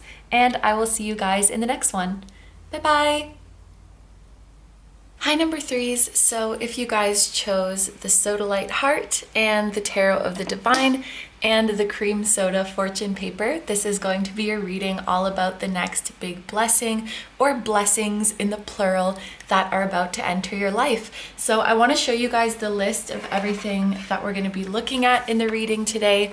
We have the reading here on YouTube as well as an extended today. So here on YouTube, we are going to be doing an energy check just to make sure that this is your group. We'll take a look at your current situation, see if it sounds like something that you are going through, and then we are going to see what blessings are coming in for you and why these blessings are coming right now. And then finally, we will get some advice and words of encouragement from your spirit guides. And then over in the extended reading, we're going to look deeper into what your life will be like once these blessings have arrived. And we're going to see when your blessings are coming in. So we will get a specific timing prediction based on your current energy, but we'll also see what could influence this timing. So what could make these blessings come sooner or later. And if we do see in the reading that there are multiple blessings coming to you, which judging from the previous groups, we probably will, then we will look at a timing prediction for each of the individual blessings. So without further ado, let's get right into it. I want to actually just go ahead and open your fortune paper. And remember, this part is just for fun, so you don't need to take the messages on here too seriously. It's just a cute little thing that I wanted to do. And you may find some confirmation in some of the messages in here. So let's see what we have. Okay, so group number 3, you guys have a little bit of good luck is what it says. Your overall luck rating is 75 out of 100. And then we have this message for you at the top. So the gist of this message is it's reminding you that Earth itself is also a living being. And if you listen to what the Earth has to say, you can become one with its power. And it's also reminding you that on the large scale of the Earth, your problems are small. And that's not to belittle your problems, but to say that if you harness the massive power that the Earth has, and if you use it well, you can overcome anything. Remember how big this Earth is compared to you, and if you become one with that energy, you can do great things. That's essentially what this message is saying. As for your luck in love, it's basically saying like if you are asking too much from the other person, if you're being like selfish or being picky, then it could not end well. And it's asking you to cherish the other person more or respect the other person more. So maybe when we have needs that we need to express, we need to be a little bit more conscious about the delivery or maybe the timing that we're asking people certain things, because we really want to convey that I do respect you, I do respect your time and energy. And I was just talking about this in a different reading, I think, but I was talking about how if we want a relationship to work and be harmonious, it's really important that we assume positive intention out of the other person, because sometimes we're asking for a need to be met that is very valid, but just the way we go about it, it can come off like we're criticizing the other person or like attacking the other person or not being like considerate of what they might be going through. So I never want to tell you like don't get your needs met or don't ask for something from the other person, but maybe this message is encouraging you to be mindful of the way you deliver the message or when you deliver the message. Like if the other person is in a space to like listen and a space to be giving right now, just being more considerate about the other person is basically the message here. As for, I guess this would be like your mental luck, but it says that soon you're going to really understand what is so nice about your home or your hometown. So maybe you'll be going somewhere far away, or maybe you do live somewhere far away from your hometown, and something's just gonna really remind you like, oh, it was so nice back there. You might be missing something from your home or your hometown, whether that's like the culture or your loved ones that you have there, the scenery, just the way of life. So we could be having some nostalgia for our home right now. This is kind of, I don't know if this will translate very well, but it's like if you are going to change your name, you should change your name to Yuito or Chisa. Okay, so this is where maybe you will start to see the sense of humor of these fortune papers. But it says that a job that would best suit you is someone who feeds the sea lions at an aquarium. Okay, in another life, in a parallel universe, you are a flower fairy. Okay, and for your zodiac sign compatibility, it says that you should marry a Pisces, you should date a Libra, your best friend should be an Aries, which that's me, by the way, so I will be accepting friend applications in the comments, and you should have a Scorpio pet. Yes. Okay, it says that you were Gandhi in your past life, and before that you were a new, wait a minute, this is a new, I don't know if you can see it very well, so that's what you were in a previous life before that, and then before that, no offense, you were whatever this is, some kind of insect. Your lucky color, this is like a brown, it's like toasted tea color. Your lucky food is milk. Your lucky place is a historical building. Your lucky item is a brick. Okay. Your lucky word is like simple and strong, simple and sturdy. And your lucky phrase is, I'm disappearing, I'm ghosting. Okay, maybe we need to get away for a while. Maybe we need to disappear. Maybe we need to visit our hometown. But yeah, this is the fortune paper. I hope that that was enjoyable. So let's get into the tarot now. We're gonna do an energy check of your current situation. So I'm just gonna pull 2 cards for this part. One card is going to represent your internal situation and one will represent your external situation.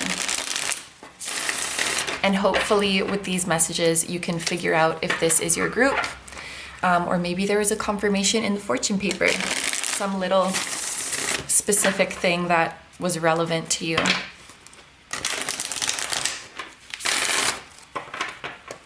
Okay. So for group number 3, let's get a tarot card, please, to illustrate their current internal situation. What's going on with group number 3 internally? And we have the Magician in reverse. And what's going on externally for group number 3? The Two of Pentacles in reverse.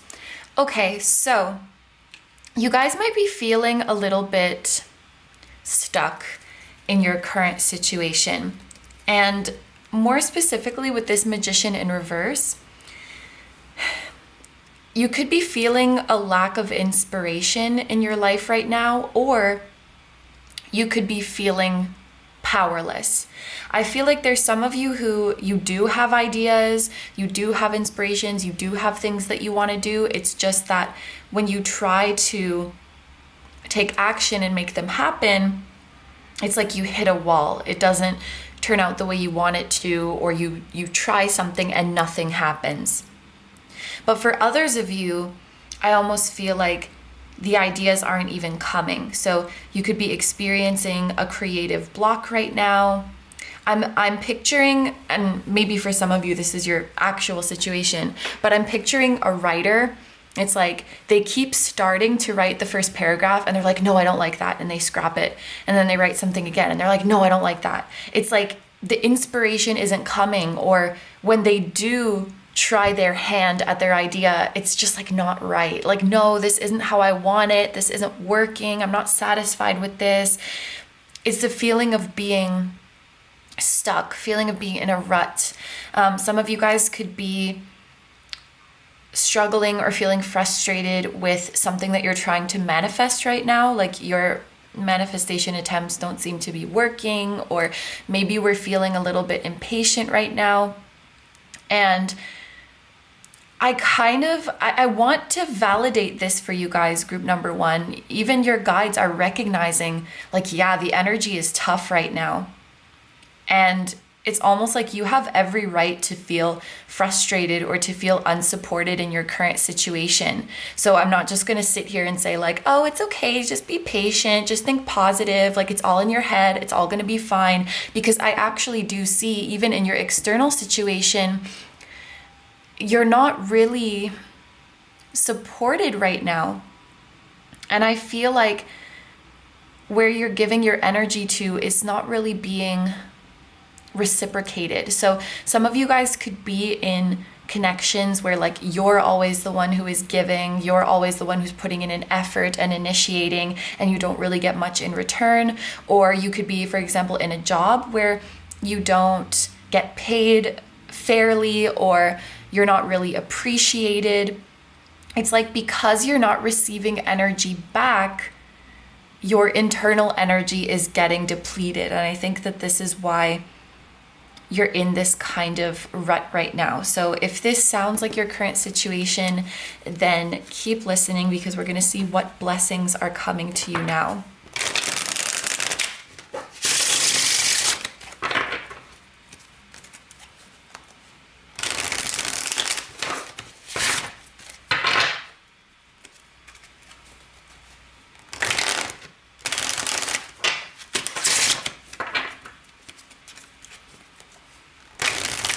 Even like,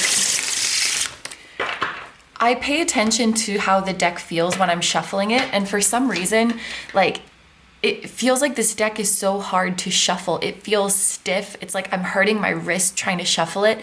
You guys might also be finding that you're in a place where everything just feels like a hassle. Even, you know, the little everyday things that you do, even the things that you usually enjoy doing, they could just feel like a chore right now, or just take up a lot of your energy right now. I just feel like this group needs a massive recharging. Maybe you need a vacation as well.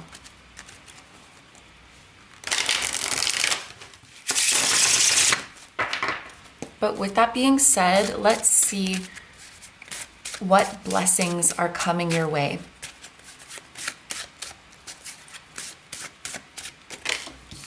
So, oh, and also I forgot to mention, but I'm not taking reversals for this part. I just take them for the energy check.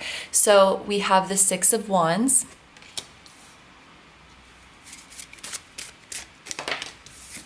the Empress, the Two of Swords,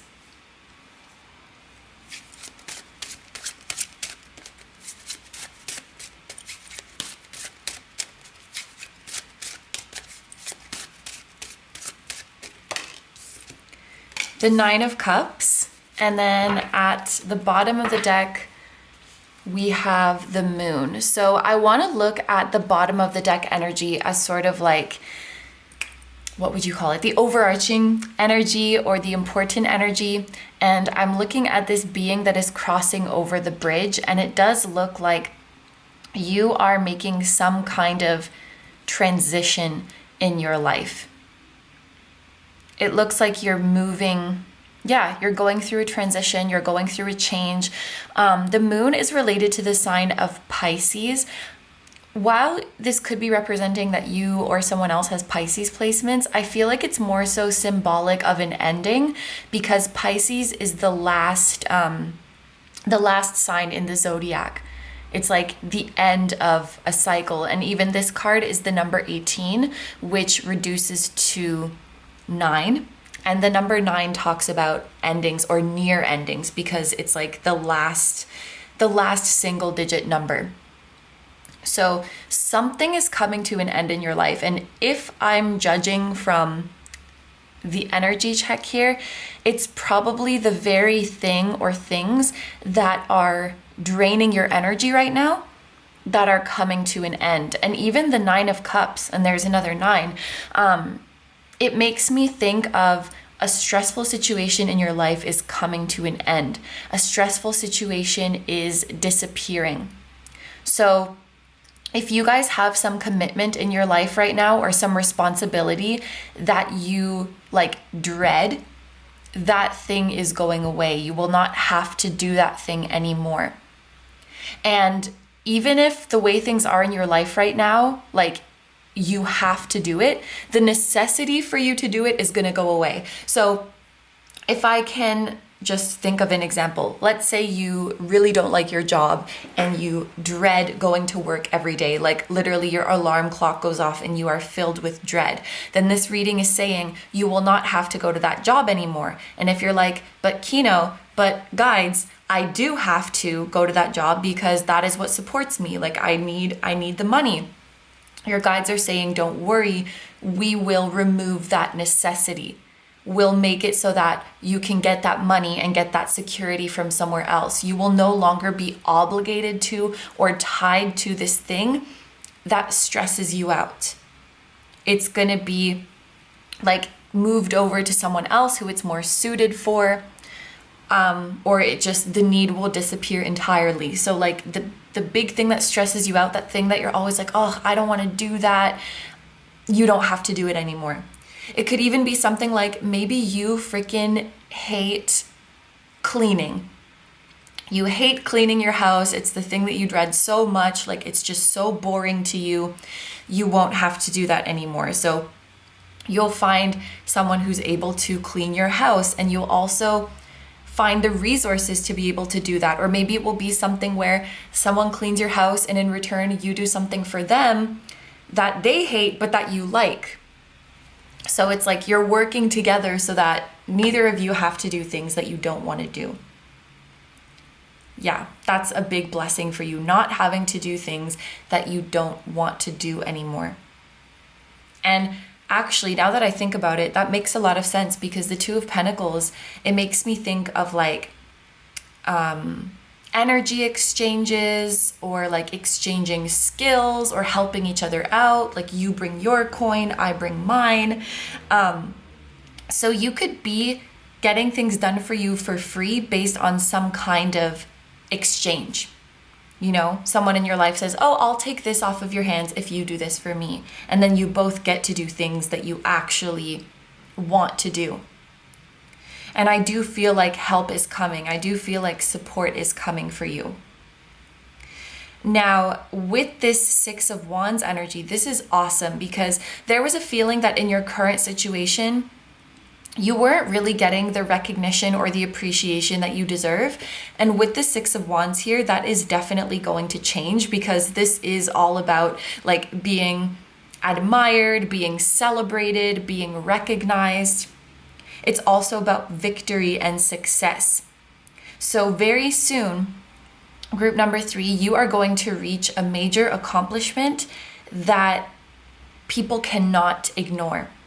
I feel like in this next chapter of your life, you're going to be getting a lot of positive attention, and you're going to have a lot of admirers. So a lot of people are going to like want to be your friend, or a lot of people are wanting to work with you, wanting to get to know you. If you are single, a lot of people, well, actually, even if you're not single, I feel like a lot of people are going to be romantically interested in you at this time, which if you are single, then that will be a welcome thing for you. But yeah, it's like people want to be around you. People want to be in your energy. There's something very magnetic and attractive about you. And I actually do want to tell you guys, group number 3, while we're here, that you guys are very attractive, very beautiful, because the Empress is like the epitome of beauty and attraction and just radiating from the inside out. Another one of your blessings is that you could be getting some kind of makeover that really emphasizes your natural beauty, or that makes you feel more confident. And then when you're more confident, you just naturally glow more. Like your beauty just shines out more, because there's a message about your true beauty being seen. For some of you, if you are an artist or if you're a creator, this could also be the beauty of your creations being seen and being recognized. So one of your creations could get a lot of positive press. It could be featured at a very well-known place, or featured on a very well-known platform, or endorsed by a very well-known person. Like your work, whatever you do, is getting amplified, I think is the word. Like it's getting known to greater masses, or you're getting the appreciation and the recognition that you deserve for your hard work and for your skill. I honestly feel like a lot of you haven't been supported, and it's so shitty. It's like you guys have maybe heard that expression, like you could be the juiciest, most delicious peach in the world, and there will still be people who don't like peaches. I feel like that's been you up until now. You've been this like amazing, luscious peach, but you've been around people. It's not even like they don't like peaches. It's like they don't even know what a peach is. They don't know that it's this like beautiful, delicious fruit, so they just throw it away because they're like, oh, what's this rock? Like they can't even perceive your beauty. And that sucks, because I think when people around you behave like that, it's kind of inevitable that you start to question your worth.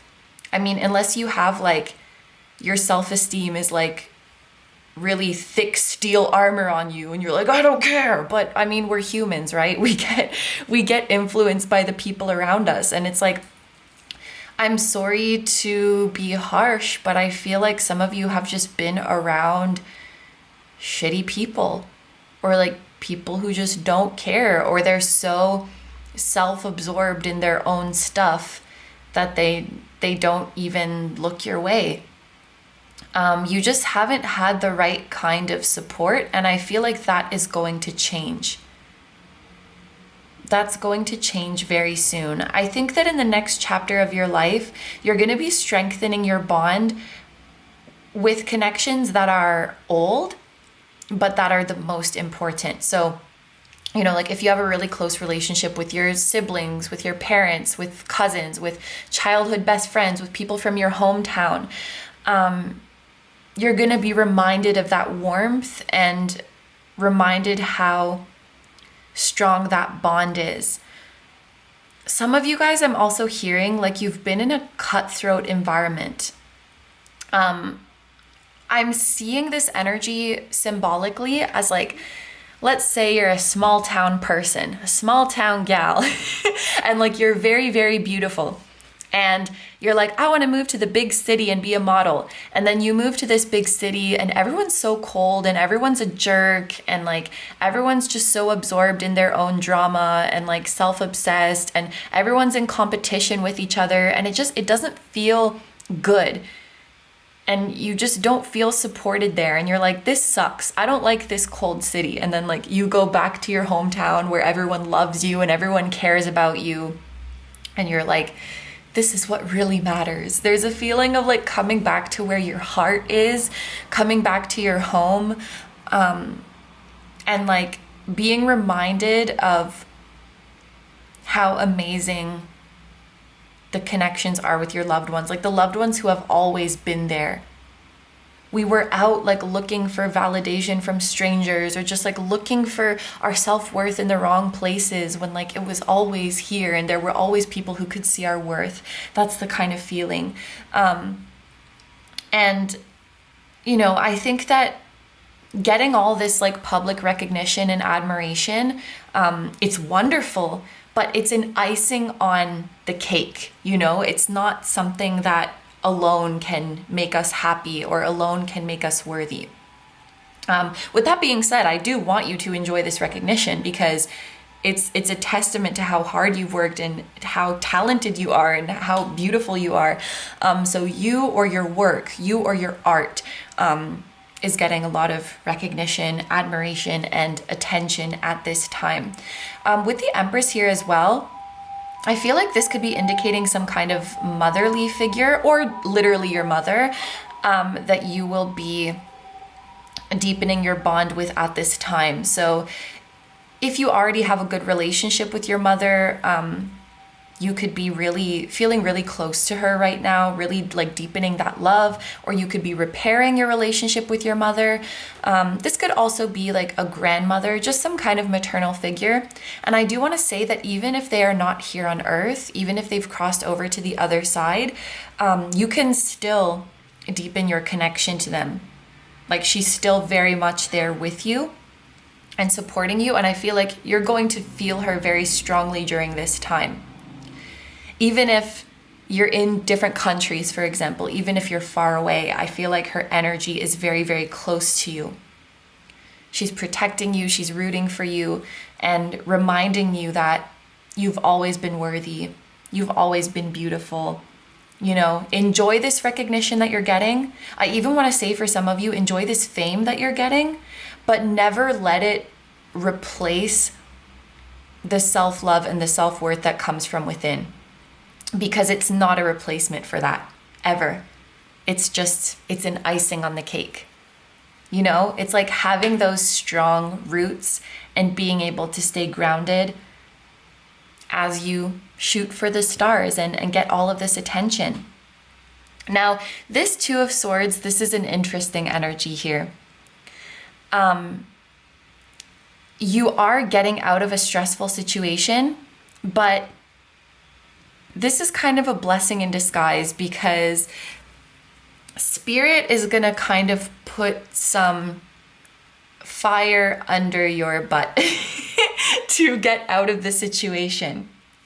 And I was actually listening to a podcast recently, and I feel like it's very relevant right now, because they were talking about how sometimes, well, a lot of the time, it's better to be extremely uncomfortable in a situation, because you'll get the heck out of there.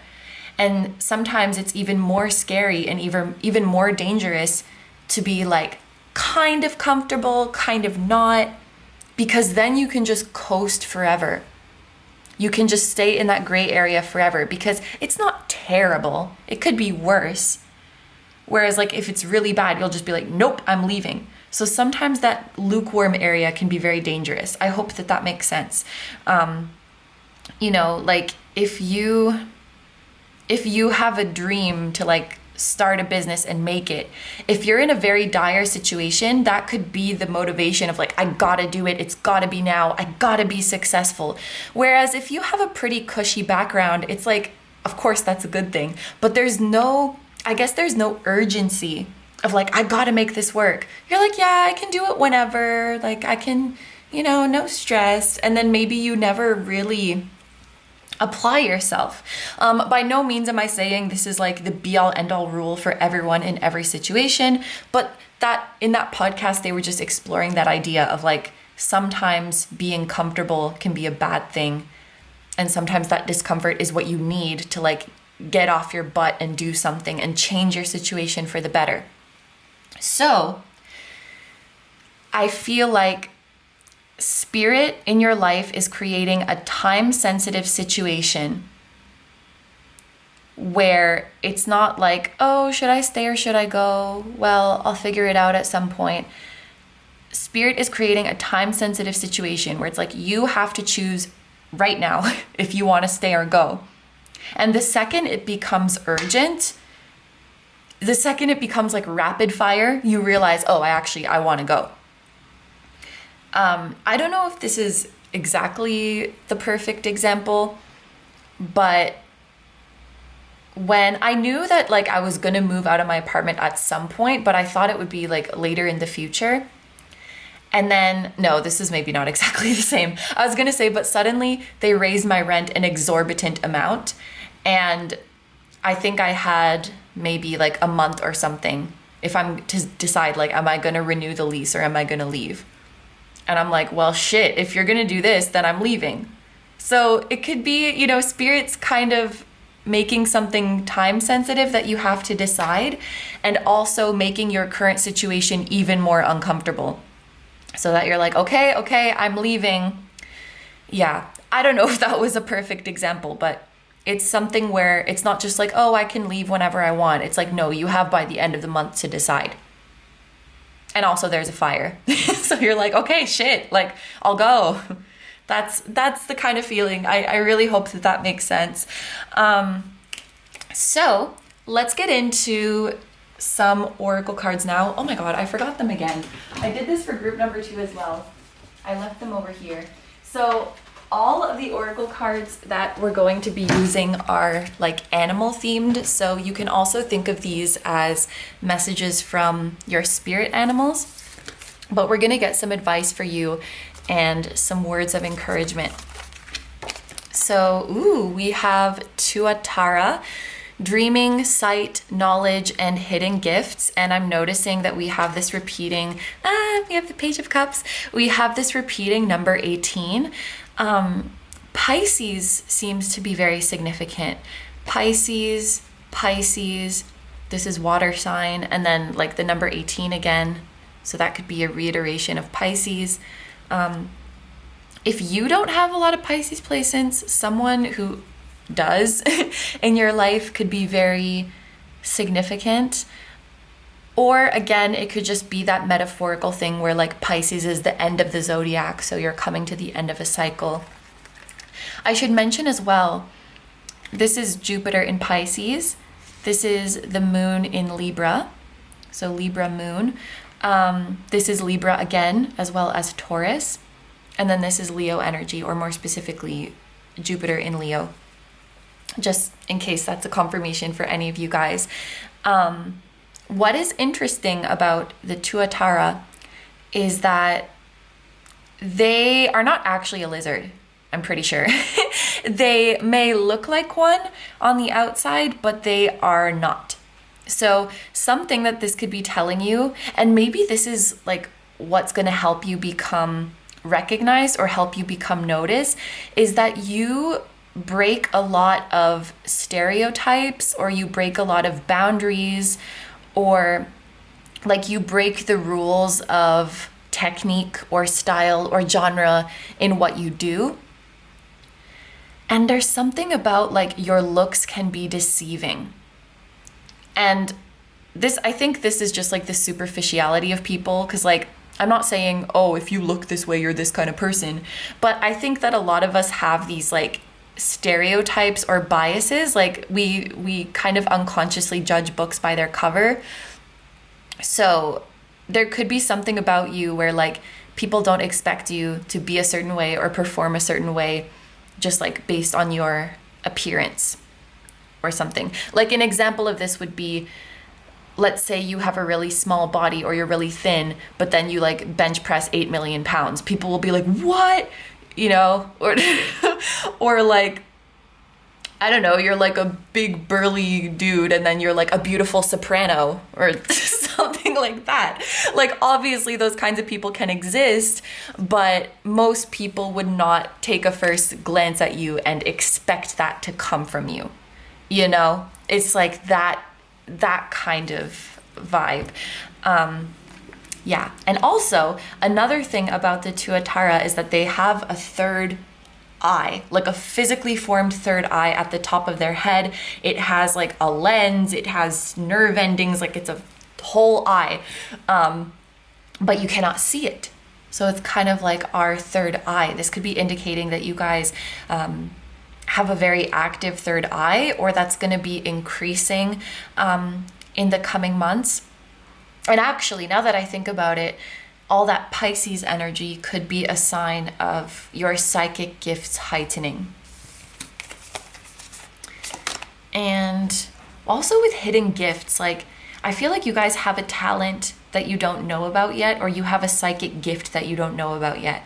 And that's going to be revealing itself to you very soon.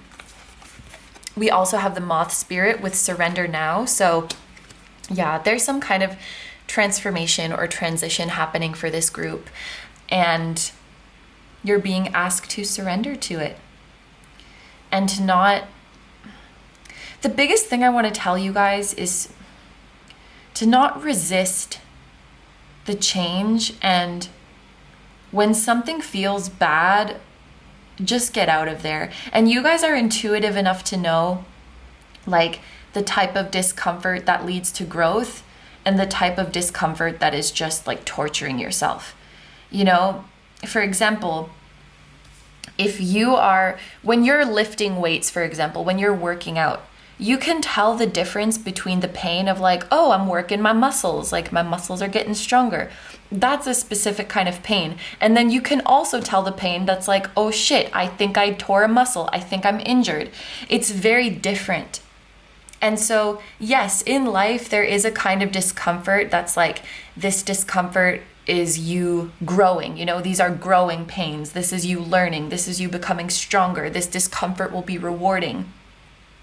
And then there's also the kind of discomfort that's like, why am I putting myself through this? Like, I'm just unnecessarily punishing myself. I should not be forcing myself to do this thing that I dread. And your guides want you to know that you are wise enough to tell the difference. You are intuitive enough to tell the difference. And if you listen to yourself, especially listen to your body more, you will be able to tell. So for this next one, I want to read out of the guidebook. I just saw 4004, by the way, so a mirroring number. Oh, we have abundance with I think it's well, it looks like a beluga whale because it's white, but I don't think it's a beluga whale. I think it looks like a whale. So let's see in the guidebook. 9 seems to be significant for you guys as well. Because like we have 9, the 18s, which reduce to 9, and we have the 9 here. Okay, let's see. Okay, there we go. It's a bowhead whale. To survive, bowhead whale must be in flow with the currents of the ocean, where its main source of food lives. When a team is migrating through the Arctic waters, the lead bowhead will often break through the ice to create a hole that the following whales will use to breathe. Bowhead whale comes to ask you to be in harmony with the flow. The flow is the path of least resistance. Yes, follow the path of least resistance. It is allowing that which is bigger than yourself to guide you. This card reveals that something greater is clearing the way for a time of relief. You are in alignment with the flow where abundance follows. This abundance is revealed to you as your true self. You are being asked to release your negative thinking and worry. Rest assured that whatever is currently bringing discord or angst will soon dissipate.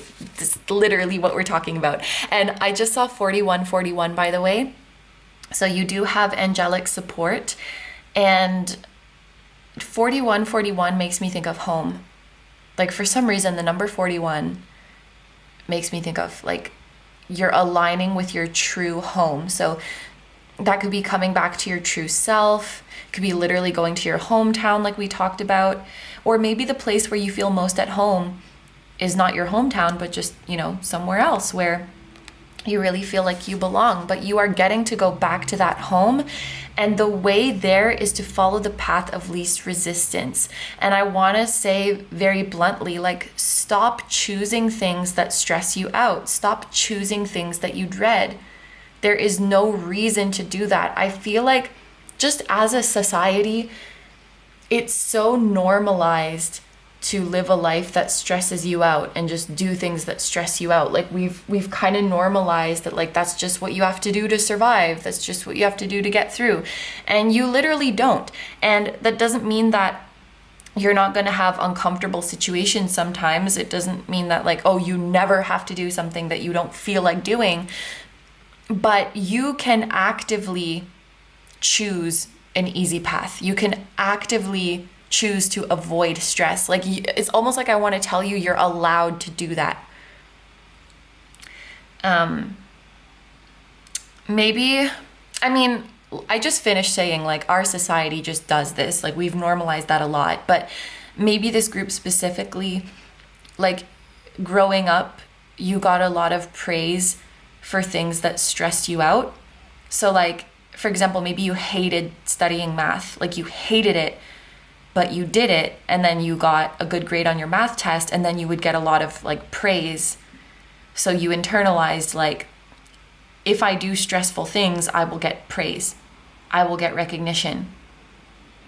But now you're grown up, you've chosen a path that's very stressful for you, and you're not getting that recognition. And it's like, what the heck? Why am I even doing this then? Like, yeah, might as well choose something that you enjoy doing.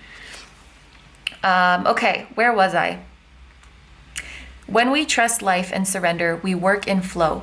When we work in flow, we channel, which means to allow the universe to self-express through us. And this fortune paper, these are hitting more than I thought. I thought it was just going to be like a silly little thing. And I mean, it is silly that we do at the beginning, but they've been pretty relevant throughout the readings. Like, this was talking about, yes, you may be small, but you can connect to the larger power of the earth. And we also had messages about your third eye opening. So now we're being told that you are going to channel, to allow the universe to self-express through you. In these magical moments of inspiration, we allow the universe to actualize using us as the vehicle. This is bliss, as we transcend the superego and are one with the ultimate oneness. This is very Piscean as well. This is where we realize our true self. This is ultimate abundance. Bowhead Whale's medicine suggests prayer as a gateway to channeling. Ask the universe what you can do for it and not what it can do for you. So maybe this partner, this other person, is the universe. Because this is like when we're being too selfish, when we're being too demanding, it doesn't go well. When we think about the other person, it goes well. So maybe this, like, other person that was being mentioned there is the universe. When we change the narrative from what can you do for me to what can I do for you, it works out well for both. We become one with the universe. Through serving the universe, we are ultimately serving ourselves. Ask the universe what you can do for it and not what it can do for you. What comes next is better than what you could wish for. Yes. Okay, and then we are gonna look at your spirit cat, who, by the way, has a little third eye here. Meet Serena. Oh, peace. That's your word, peace. Yeah, cutting out the stress, choosing to move away from the stress. She will guide you to the sanctuary at the center of your being, the place of stillness in the midst of the flowing river of life. She knows the language of forgiveness and acceptance. If you are quiet for a moment and let your heart soften and open, she can teach you these true words so that you may rest your mind in the abode of peace. We cannot control the actions of others, but our perspectives, our feelings, and our choices remain in our power. Choose to be at peace even as you work towards resolution, evolution, and change. Wow. There's been a lot of the wording that's come up. It's like choosing to leave, choosing an easier situation. And you may think like, why would I choose a stressful situation? And like I mentioned, I think that one of the reasons is that that's just normalized societally. Like, oh, we just have to do things that stress us out. But I feel like there may be a wound in this group that keeps us in stressful situations. Not meaning that it's your fault in any way. I don't mean it like that, like you manifested this. But our brain can kind of get trapped in past painful memories because we unconsciously want to resolve it. So, for example, if growing up you didn't get like appreciation or recognition, as an adult, you might like unconsciously stay in the job where you don't get appreciation and recognition because there's a part of you that wants to like flip the script so you can feel like the wrong has been righted, if that makes sense. If I can make these people appreciate me, then I will resolve that issue. Then I can prove that I was worthy of this all along. It could be something like that going on. And I think you're realizing, and also this came up in like, a reel came up yesterday when I was scrolling, and I'm probably going to butcher this quote, but it was like, it's better to build your own table and choose who gets to sit there than beg to have a spot at a table where you were never welcome. And it ended like, it's 2023. Well, maybe it's not when you're watching this, but we're building, not begging. And there's a part that wants to make, like, I want to make these people see, I want to make these people appreciate me. And that's not really the path of least resistance. The path of least resistance is to just let go and go where you are appreciated. So rather than, I'm going to stay here and try to make these people see the beauty of peaches. And, oh, if you just try it, if you just give me a chance, you will like peaches. Like, why don't you just go over there where everyone loves peaches? Like, I'm being shown this analogy of like, you are a peach salesman. Where are you going to go to sell your peaches? Are you going to go to the place where nobody gives a shit about peaches and try to convince them that peaches are good? Or are you going to go where everyone is obsessed with peaches? You're probably going to make more money and have an easier time if you go where people appreciate peaches. You're not for everyone. Like, not everyone is going to appreciate you, and that's okay. Because there's nobody on this earth, like, it's impossible to be liked and appreciated by everyone. It's literally impossible. So just allow yourself to go where you will be loved and supported and appreciated. Allow yourself to go where things will be easy for you. You have nothing to prove. You can go where it's easy, go where it feels good. Yeah. So we're going to close off this part of the reading with some crystal wisdom oracle cards. If you guys collect crystals, if you own crystals, you might want to pay attention to the crystals that come out here, as they may want to join your collection, or if you already own them, they may want to be used right now. What messages do the crystals have for group number 3? We have red tourmaline. I think this came out for group number 1 as well. Passion. I am the embodiment of passion. Okay, we have opal with joy. My soul sings and dances to the vibration of joy. We have Azurite with expanded awareness. My awareness is expanding with an abundance of clarity. Oh, when you guys connect to the universe, when you connect to that greater consciousness, your life will be filled with so much passion and joy. I'm also getting a very specific taste of vanilla ice cream right now. If someone out there, if you're eating vanilla ice cream right now, please let me know, because it does happen sometimes. Or maybe someone's using vanilla scented something, candle, lotion. And then we have Tiger's Eye with courage. I am courageous and this energy supports me throughout my life. So these may be stones that would like to be in your company. I think opal can be kind of pricey if it's like the rainbow shiny fancy one. I have a piece of raw opal, which I don't think was that pricey, but let's take a look at the colors as well. So we have reds, red, dark blue, and brown, which this also said your lucky color is brown. So red, dark blue, and brown seem to be good colors for this group. But these are all the messages I have for you, group number 3. So we're going to take it over to the extended now. And as a reminder, in the extended reading, we are going to see what your life will be like once these blessings have arrived.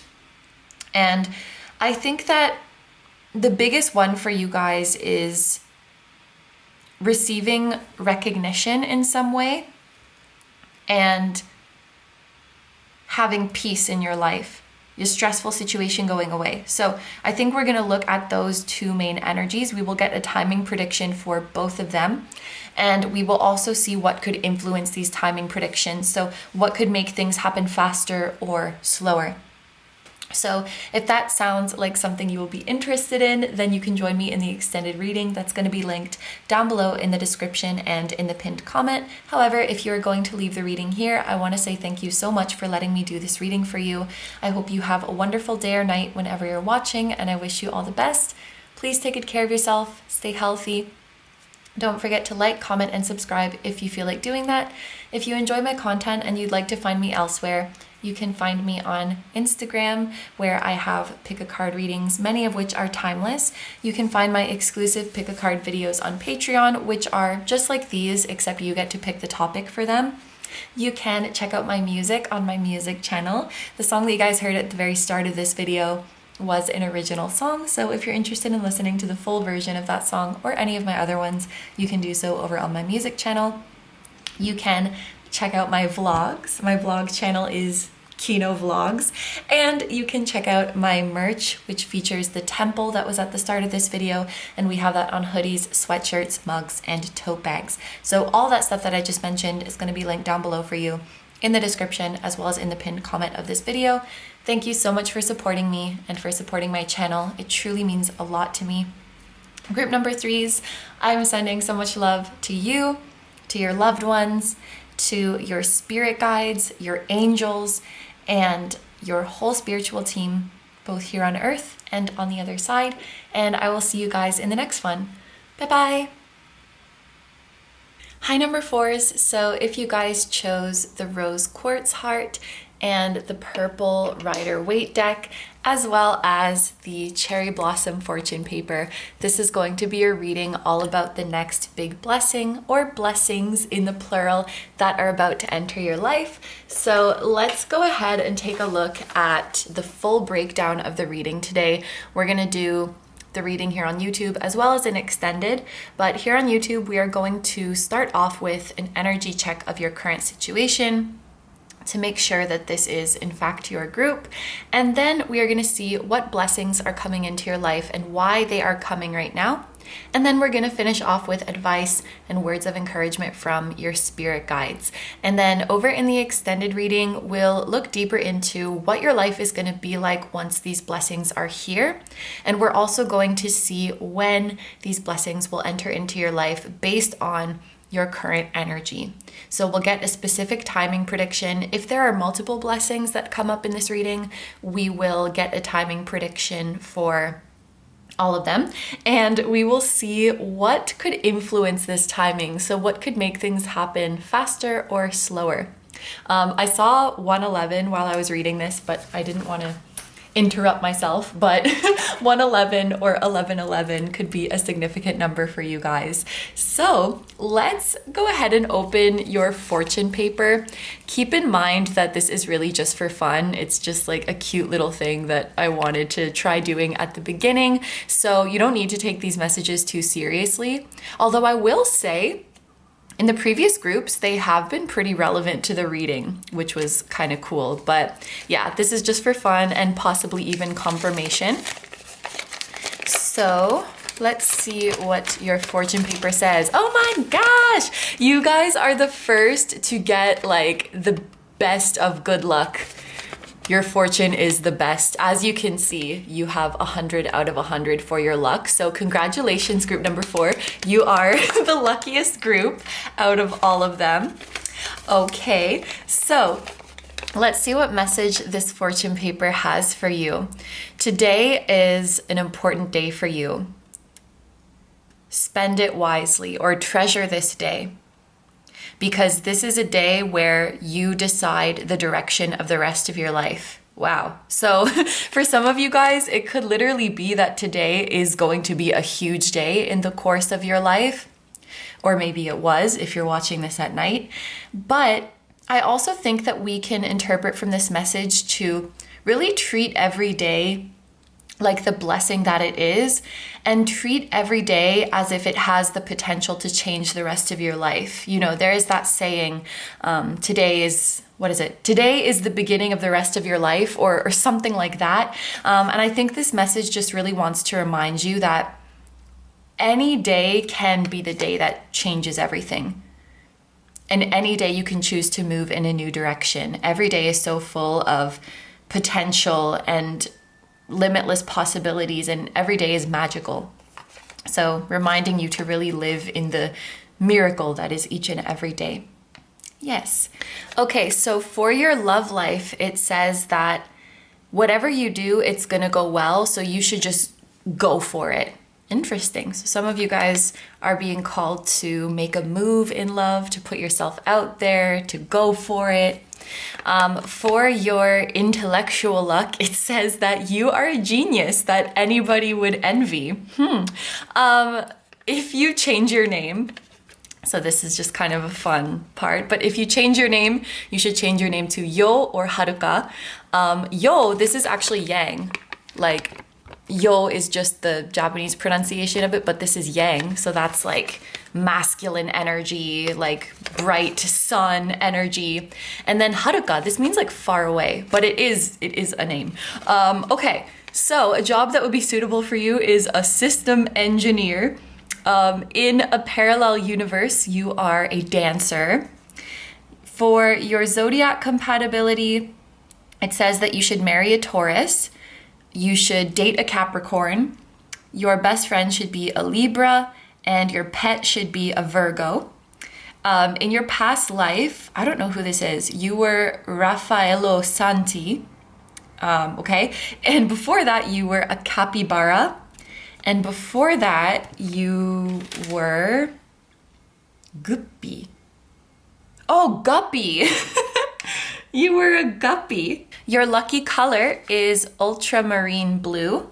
Your lucky food is salt ramen, like shio ramen. Your lucky place is at the base of like an electric pole. Like, you know those things that like telephone wires are on? These things. So apparently at the base of one of these, that's your lucky spot. And your lucky item is a stone. Your lucky word is like innocent or simple. And this doesn't really translate. It's like your lucky saying, but yeah. Anyway, so good job, guys, for 100 points on your luck. So let's move into the energy check, shall we? So I'm gonna pull 2 cards from this deck. There will be 1 card to represent your current internal situation and 1 to represent your current external situation. And so If what I describe here sounds like your current energy, then keep watching. If it doesn't resonate, then you might want to try listening to a different group, or this just might not be your reading today. And just for this part, I am gonna take reversals. This deck is so fun to shuffle. Okay, one more. It just fits so nicely in the hand. Okay, group number 4.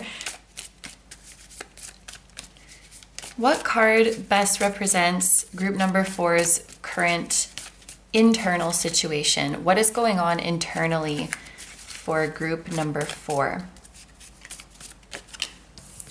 Okay, we have Sunrise in reverse. And what is going on externally?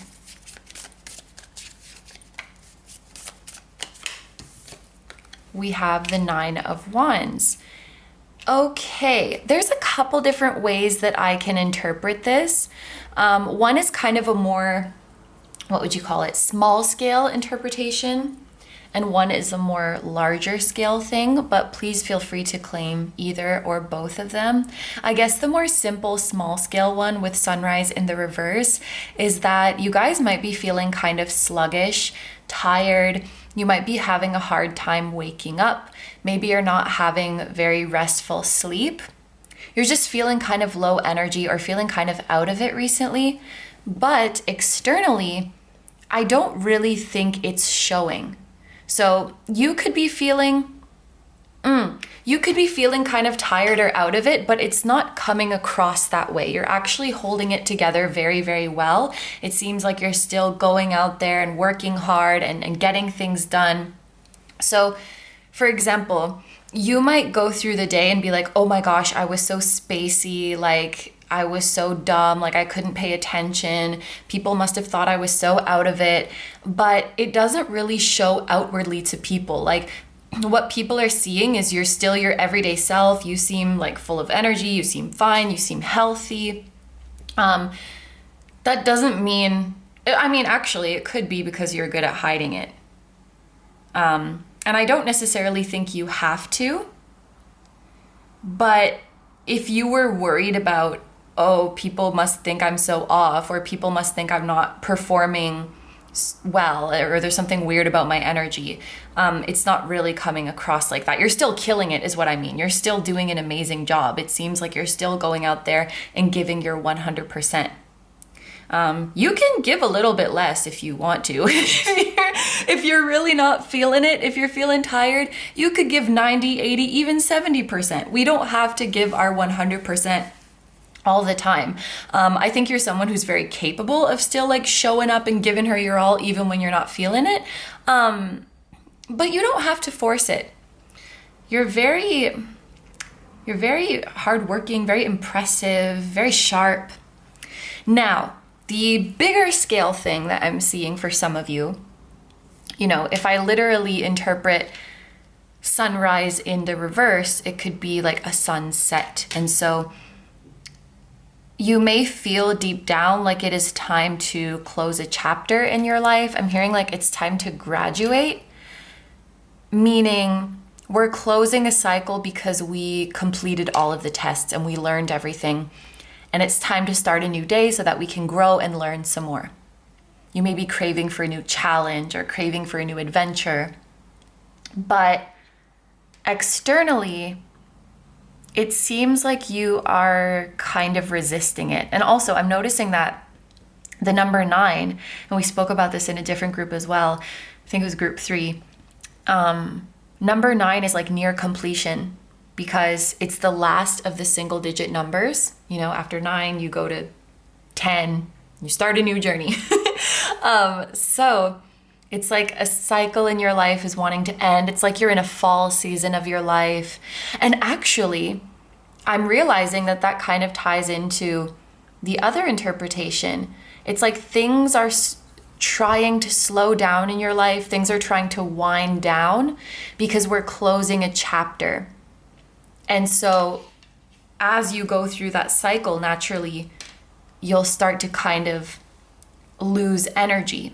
You may want to spend more time resting. You may want to spend more time reflecting, because it's in these times where we take inventory on the things that we've learned, we tie up loose ends, and we get some rest, so that when the spring season comes, when our on season comes again, like we're recharged and ready to go.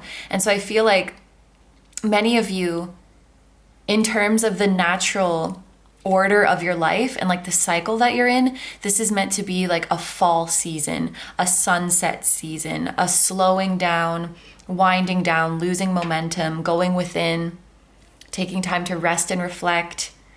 Like that's kind of where the energy is calling you. But for some reason, you guys are resisting it, and you're trying to just like keep going hard and keep going 100%. Yeah, so that could be happening on a big scale, like we need to slow down in life, or it could be happening like, you know, for example, you're feeling tired, or maybe you're not feeling very well, and you're like, nope, I'm fine, and just keep pushing. You're resisting the slowing, you're resisting the stillness, you're resisting the winding down. But this is just one season in your cycle. After a sunrise, there's going to be a sunset. After a sunset, there's going to be a sunrise. Embrace the cyclical nature. And even like you guys are group number 4. The number 4 makes me think of cycles too. So if this sounds like you, then keep listening, because we're going to get into the tarot that you guys chose to see what blessings are coming your way. Okay. Oh, this deck is hard. It's stiff. Are you guys tense? Are you feeling tense?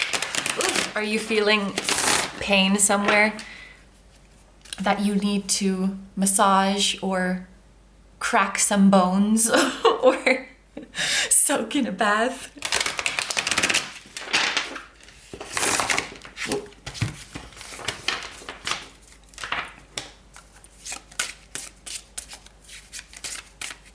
What blessings are coming to group number 4?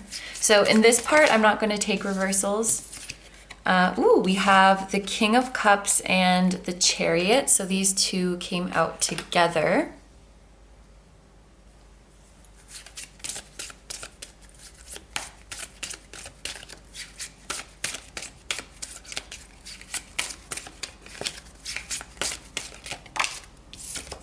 We have the Death card. Interesting. Death is also about release, for allowing cycles to take their course. Lots of water energy so far. We have the Star. Lots of major arcana too.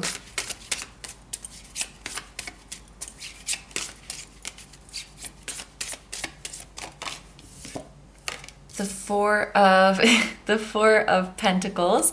And then at the bottom of the deck, we have the High Priestess.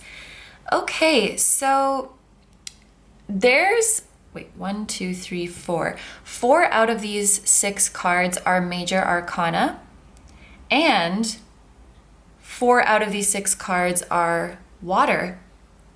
So yeah, I mean, even like the water houses in astrology, like 4th house, 8th house, 12th house, it's all about like introspection. It's all about going within.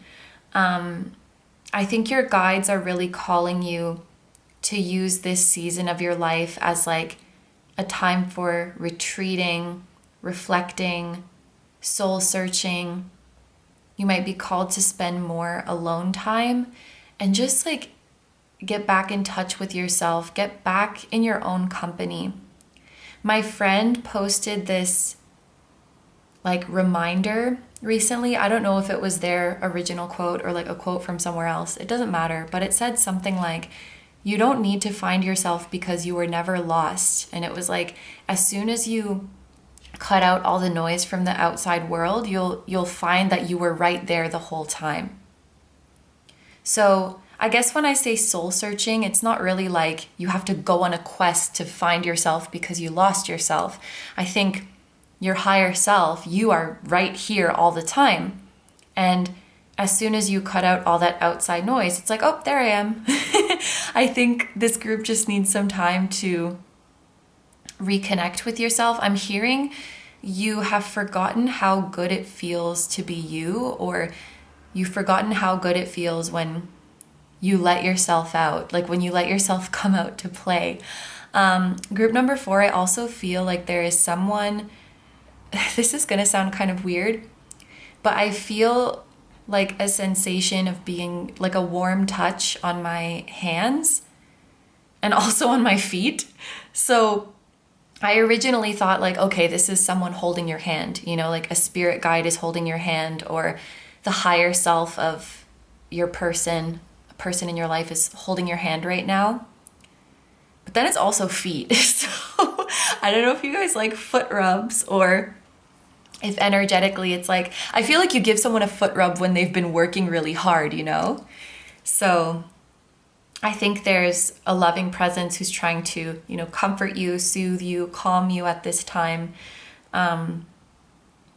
A spirit guide or the higher self of, and it is coming through as your person, quote unquote, higher self of your person. So maybe you guys have like a person who's been heavily on your mind recently, a partner, a love interest, a loved one that you're thinking about a lot, and they are energetically, or maybe they are actually holding your hand while you're watching, I don't know, but I feel them holding your hand. That's really sweet. Maybe this person is a water sign because there's so much water energy here. And we also have some Aquarius energy, Capricorn energy, Scorpio, Cancer. Now, with the major arcana here, the next phase of your life that you're entering into is, I'm hearing divinely ordained, and I will admit I don't fully know what the word ordained means. I think it's like divinely orchestrated. This is a period of your life where a lot of the things unfolding are destined. And even this fortune paper said, you know, today is a really important day. This is a day where you decide the course of the rest of your life. It may not be literally like the day of today, but I feel like this current chapter that you guys are in, it really is pivotal for your future. Now, let's take a look at some of the blessings that are coming. With the High Priestess at the bottom of the deck, I'm thinking of this as like the overarching energy of the whole reading. And honestly, group number 4, I feel like you are very well aware of what is coming your way. Because the High Priestess, she just knows. She knows before it happens. She can feel it before it happens, and her intuition is dead on. And the High Priestess comes out to remind us that we're more tapped in than we realize. Our intuition is more accurate than we realize. You are more spot on about what is coming for you than you realize. I think that this reading is here to confirm to you that the things your heart desires are in fact the blessings that are coming your way. With the star here, and there was another group who got the star, I think that if you were ever to doubt yourself, I think it would be because the things that you desire seem so big and out there, maybe far removed from your current reality, that you might find it to be unrealistic to believe in them. You might find it too good to be true. But you keep coming back to them. No matter how many times your mind might tell you, oh no, this is dumb, like this isn't gonna happen, let's just move on. It's like, no matter how many times you tell yourself that narrative, you can't stop your heart from just continuously coming back. No matter if your mind said like, oh, just give up on it or just move on from that person or whatever it is, you can't really control your heart. I think that you can control your thoughts, but you can't control your heart, or at least that's how it's coming through right now. The heart wants what it wants. Even the Four of Pentacles, it's like you're not letting go. You're holding on tightly. You can't let go. And what you desire, it's part of your destiny, and it's secured for you. It's not going anywhere. For many of you, I do think this has to do with love of some kind, family, a romantic partnership of some kind, children, just love, like loving and being loved. And there might be a specific person or specific people with whom you want to experience this love. And this reading is confirming that those people are in your heart for a reason. They're in your mind for a reason. And you are in their mind and in their heart too. They do feel you around the same way I'm feeling them around. And they're very calming, by the way. Their presence is very calming. The same way you feel them around energetically, they feel you around energetically. The energetic experience is mutual. The way you experience the connection is mutual. But why are you resisting this part of the cycle? Like, even with death, I'm reading it very similar as the sunrise in reverse, the sunset card, because death represents that moment where it's time to let go of something. It's time to welcome a season of release. But there's something that you guys are there's something that you guys are holding on to, because in your mind, letting go of this thing would put you farther away from your blessings, but it's actually not the case. You think that embracing this release would actually have you walking away from this love or walking away from this connection or going farther away from it, when in fact it is the very thing that will bring you closer. Okay, this is a very a very specific example. And of course this energy can be this energy can be applied to so many different situations. But it would be like, let's say you're in this part of the world and your person is also in this part of the world. So you're in the same place. And then you have some opportunity that is far away. And the energy is calling for you to let go and move to this next chapter of your life. But you're resisting it because you're thinking, if I accept this opportunity and go far away, it's going to pull me farther away from union with my person. Like, in your brain, in your mind, it's like, if I'm trying to become closer to my person, why would I move farther away from them? To which your guides would say, physical space, physical proximity does not equate to energetic proximity. So in the 3D, it might look like you're moving away from them, but energetically, you're actually moving closer and closer to union. Whatever this opportunity is that's over here is going to facilitate your union in some way. It's going to make it happen sooner in some way. So, okay, this is the example that's coming to my mind. Let's say that you are an artist and you're based in America and the artist that you really want to link up with and collaborate with is also in America. Maybe you moved to like LA so that you could be in the same like circle with this person, and you're like, yeah, I'm gonna get into their circle and like get noticed by them. We're gonna work together. And then you get an opportunity for some like long-term project in like what's really far from America, I don't know, in Morocco or something. And then in your brain, you're like, I can't do that. I can't go to Morocco for 6 months because that's going to delay my union with my person, and like it's going to bring me far away from them. And like that was the whole goal. Like I don't want to be far away from them.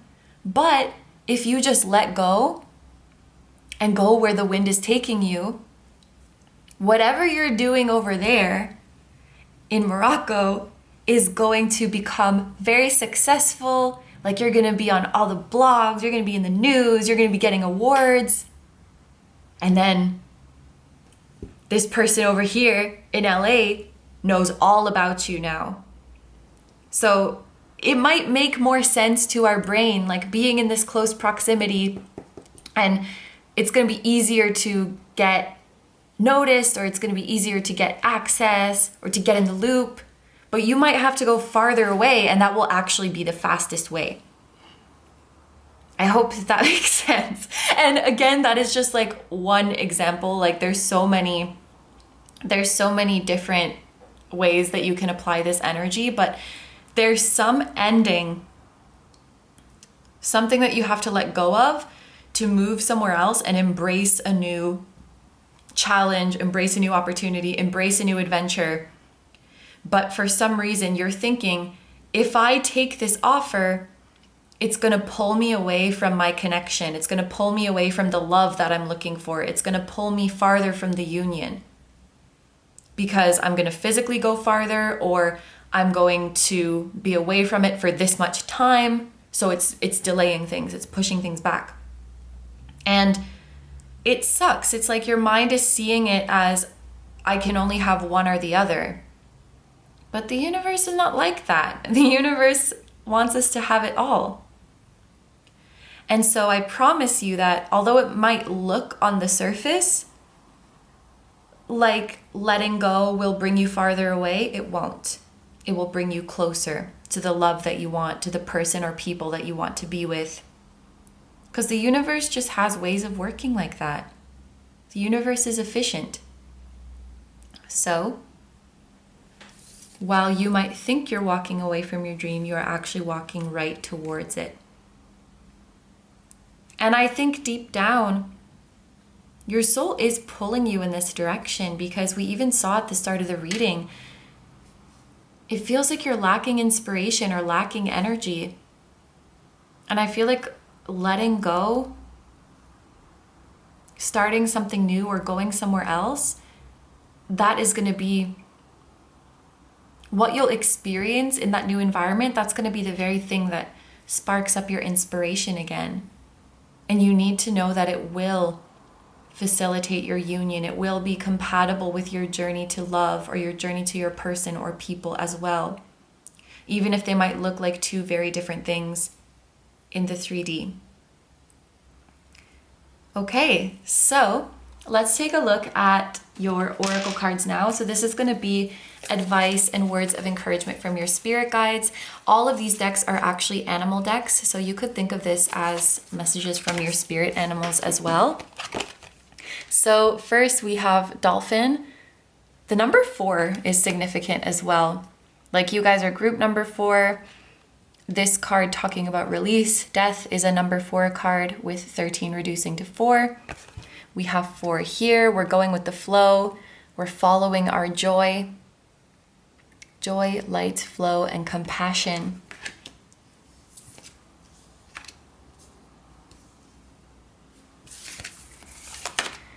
Ooh, we also have antelope spirit with life is speeding up.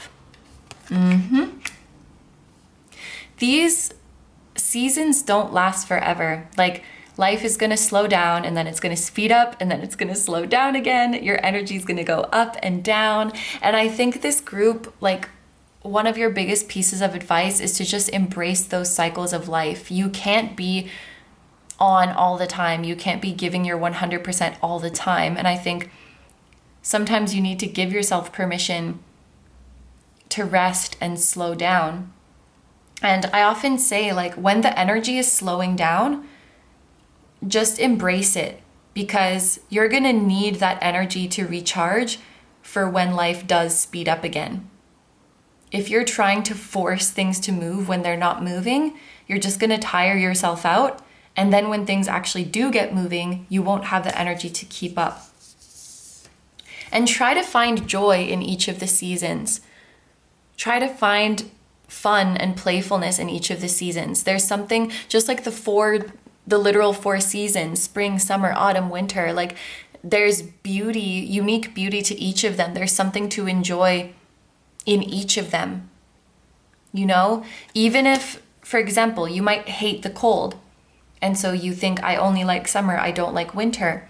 But you could change your perception to, I like the summer because it's hot, and I like winter because I can wear fluffy sweaters and drink hot chocolate and cuddle by the fireplace. So there's always going to be something that you like in each season of the year, and something that you like in each season of life. And if you try to force it to be summer when it's not summer, or try to force it to be winter when it's not winter, like, you're gonna miss out on the unique individual beauty of every phase of your life. And we kind of suck at this as people. I feel like a lot of people, when they're a child, they dream of being older. And then when they're older, they dream of being young again. It's like we can never seem to just enjoy where we are when we are there. We always want to be like something else, you know? I have curly hair and I want straight hair, and then people with straight hair want curly hair. It's like always, the grass is always greener. There's like a message to just enjoy where you are. I also want to extend a bit of this message to like love and relationships, or connections that you may have in your life. Going back to this fortune paper, it says, anything that you do, it will go well. Like, just go for it. And you guys sometimes might have grass is greener mentality in connections. For any of you guys stuck with like a should I stay or should I go with a certain person, unless there's like, obviously, unless there's like abuse going on or something like that, or it's like an unhealthy situation,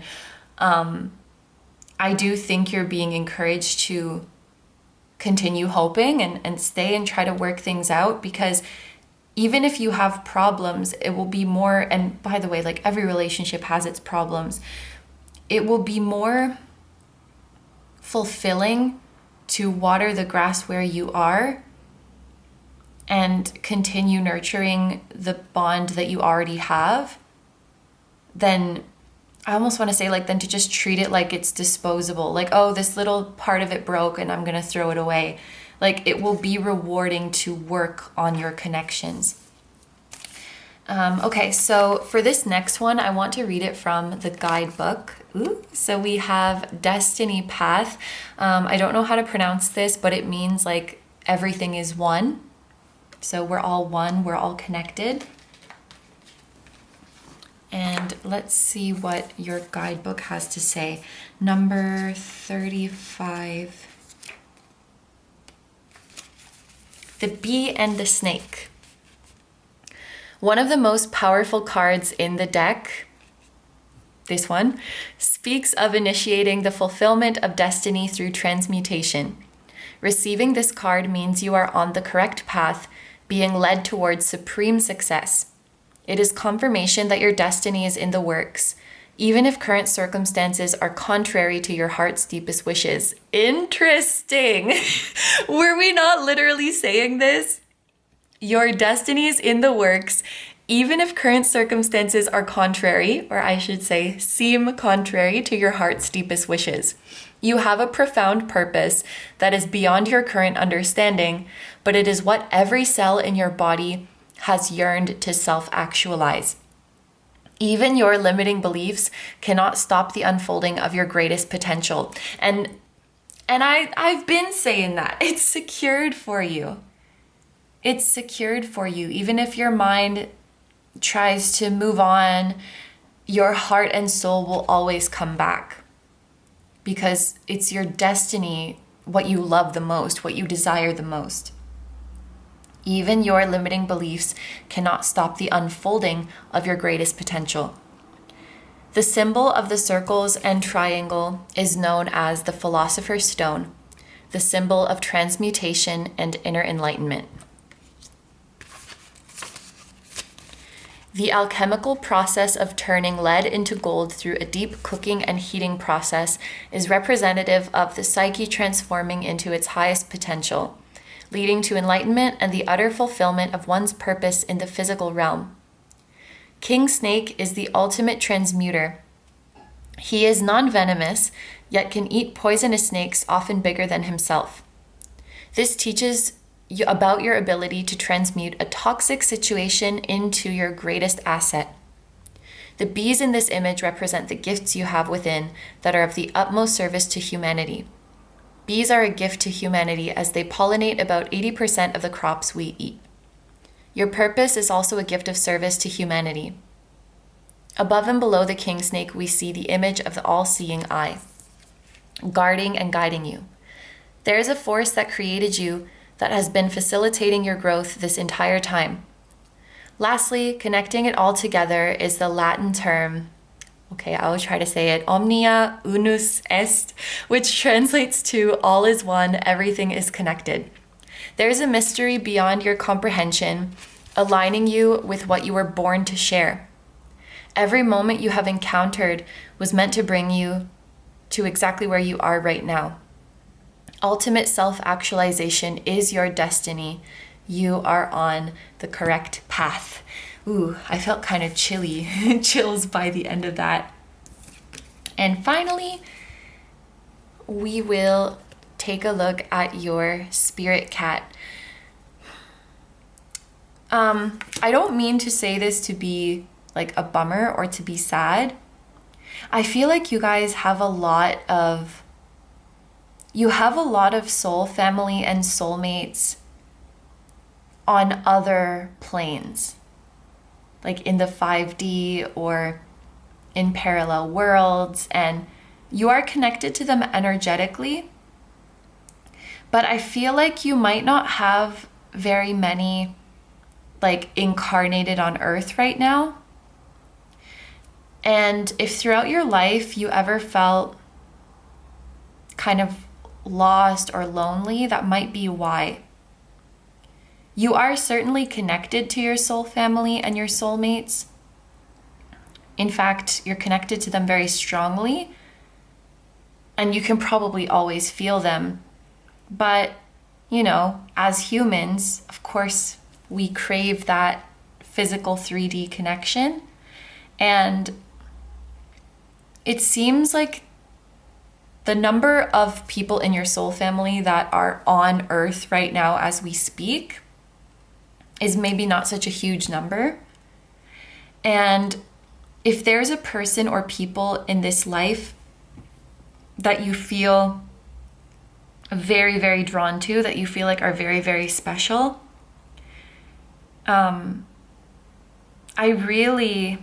your guides really, really want you to acknowledge that and follow that urge of your heart and try to move towards them, because it's like, and I sound like a bummer when I say it, but it's like they're one of your few soulmates. It's not every day that you're going to meet someone and feel so connected to them. And I mean, you guys probably know that, right? You've probably never felt quite the same with anyone else. I think there's a lot of people on this earth that you can fall in love with and enjoy all kinds of love with and have amazing relationships with. But soulmate connections, divine counterpart connections, they just hit in a special way, in a special place in your soul. And I think it's very few people here on earth who can hit that special spot. Why am I wording it like that? Anyway, you guys know what I mean. Really treasure those connections, because at least in this one human lifetime, I think it's kind of rare and special. It's really special. Yeah, so let's look at your spirit cat. Relaxation. Yup. Meet Molly like a cloud. She is the embodiment of that luscious state between purring and sleep. Molly understands the healing magic of stretching her paws, arching her back, letting out a long mew, then settling into a cozy circle of softness and rest. For a moment, or maybe longer, let go of everything you feel you have to do and consciously relax your body and mind. Slow down your breath. Savor the stillness between each inhale and exhale. This is making me want to take a nap with my cat. Close your eyes, unwind, soften. You deserve the gentle healing of relaxation. So, for the very end of this reading, I'm going to pull some Crystal Wisdom Oracle cards. If you guys collect crystals or own crystals, pay attention to the crystals that come out, as they may be wanting to join your collection, or if you own them already, they may be wanting you to use them right now. Okay, so we are starting off with Pneumite, with strength. I am strong in mind, body, and spirit. I remember looking up Pneumite once and learning that it's one of the oldest rocks on Earth. So this could be indicating that you are a very, very old soul.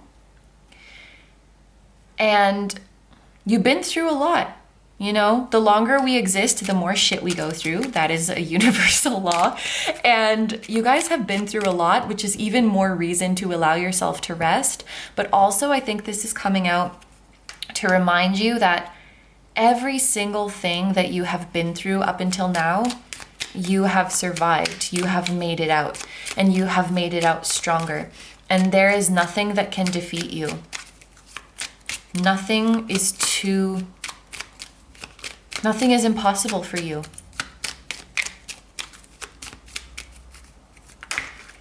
I also want to give a friendly reminder, and I say this sometimes, like our strength is a tool, but hopefully we don't have to use it very often.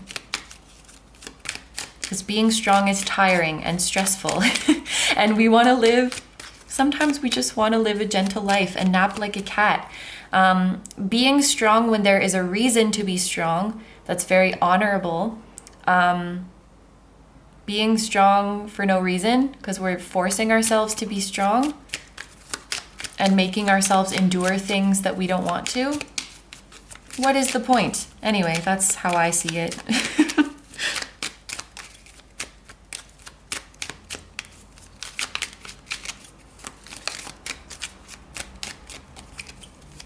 What other messages do we have for group number 4? We have Boji Stones, TM, balance.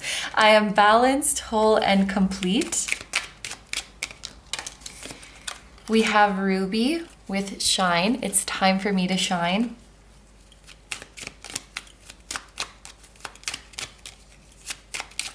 Ooh. And Sunstone with empowerment. I am empowered in all areas of my life. It's kind of, sun is coming up a few times. We have the Sunstone, we have the sunrise here. You should change your name to Sun, apparently. So, or actually like someone with, like for example, someone named Sunny could be significant. Or like if there's a name in your language or in a different language where like it means sun or sounds like sun, that could be a significant person. Or a Leo person, because like, you know, Leo is ruled by the sun. Or Sunday. The day Sunday could be important for you guys. This coming Sunday. Maybe today is a Sunday. And today is changing the rest of your life. Okay, anyway. let's look at the crystals that came out for you. So I think we have a pattern of black and red. So I think these are your lucky colors, and also ultramarine blue according to this, but black and red are coming through here. I don't own any of these. I do own sunstone, so I can say that it is an affordable stone and it's very pretty. But yeah, I don't know about these other ones, and I don't know why Boji stones are trademarked. But anyway, what we can take away from these is a nod to your strength, as well as encouraging you, shine and empowerment, encouraging you to put yourself out there. It's time for a new adventure for this group. And you should go on this adventure with no regrets and with no apprehension, knowing that stepping out on this adventure is not going to bring you farther away from anything else that you want. In fact, it's all tied in together. It's all woven together. And I think this balance is speaking to the fact that when it comes to blessings in your life, it's never one or the other. It's both. It's all. You can and will have it all. Okay, so these are all the messages I have for you guys. So I'm gonna bring it over to the extended reading now. So as a reminder, in the extended reading, we're gonna see what your life will be like once these blessings come. I'm not sure if you guys know what the new adventure is or what the new opportunity is yet. If you don't know yet, maybe we'll see that in the extended too, but I want to see what your life is going to be like if you go on that adventure, and what your life is going to be like when you come into union with the person or people that you want to be in union with. So we'll look at both of those, and then we'll also get a timing prediction for both of them, when specifically they will come into your life and what could affect that timing. What could make it happen faster or slower? Or maybe it's set in stone. I haven't really said that for the other groups, but just because there's such a heavy energy of destiny in this group, we might get a message like it's divine timing, or we might get it's this freaking time set in stone because it's destined. So it'll be interesting to see what we get for the timing prediction. But anyway, if that sounds like something you would enjoy, then you can join me over in the extended reading, which is going to be linked down below in the description and in the pinned comment. However, if you're going to leave the reading here, I'll say thank you very much for letting me do this reading for you. I hope you have a wonderful day or night whenever you're watching, and I wish you all the best. Please take good care of yourself, stay healthy. Don't forget to like, comment, and subscribe if you feel like doing that. If you enjoy my content and you'd like to find me elsewhere, you can check out my pick a card readings on Instagram, many of which are timeless. You can check out my pick a card videos on Patreon, which are just like these, except you get to choose the topic for them. You can check out my music on my music channel.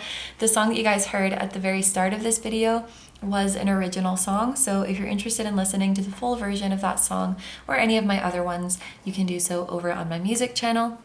You can check out my vlog channel at KINO Vlogs, and you can check out my merch at kinotarot.com, which features the temple that was at the start of this video, and we have that on hoodies, sweatshirts, mugs, and tote bags. So all of that stuff that I just mentioned is going to be linked down below for you in the description, as well as in the pinned comment of this video.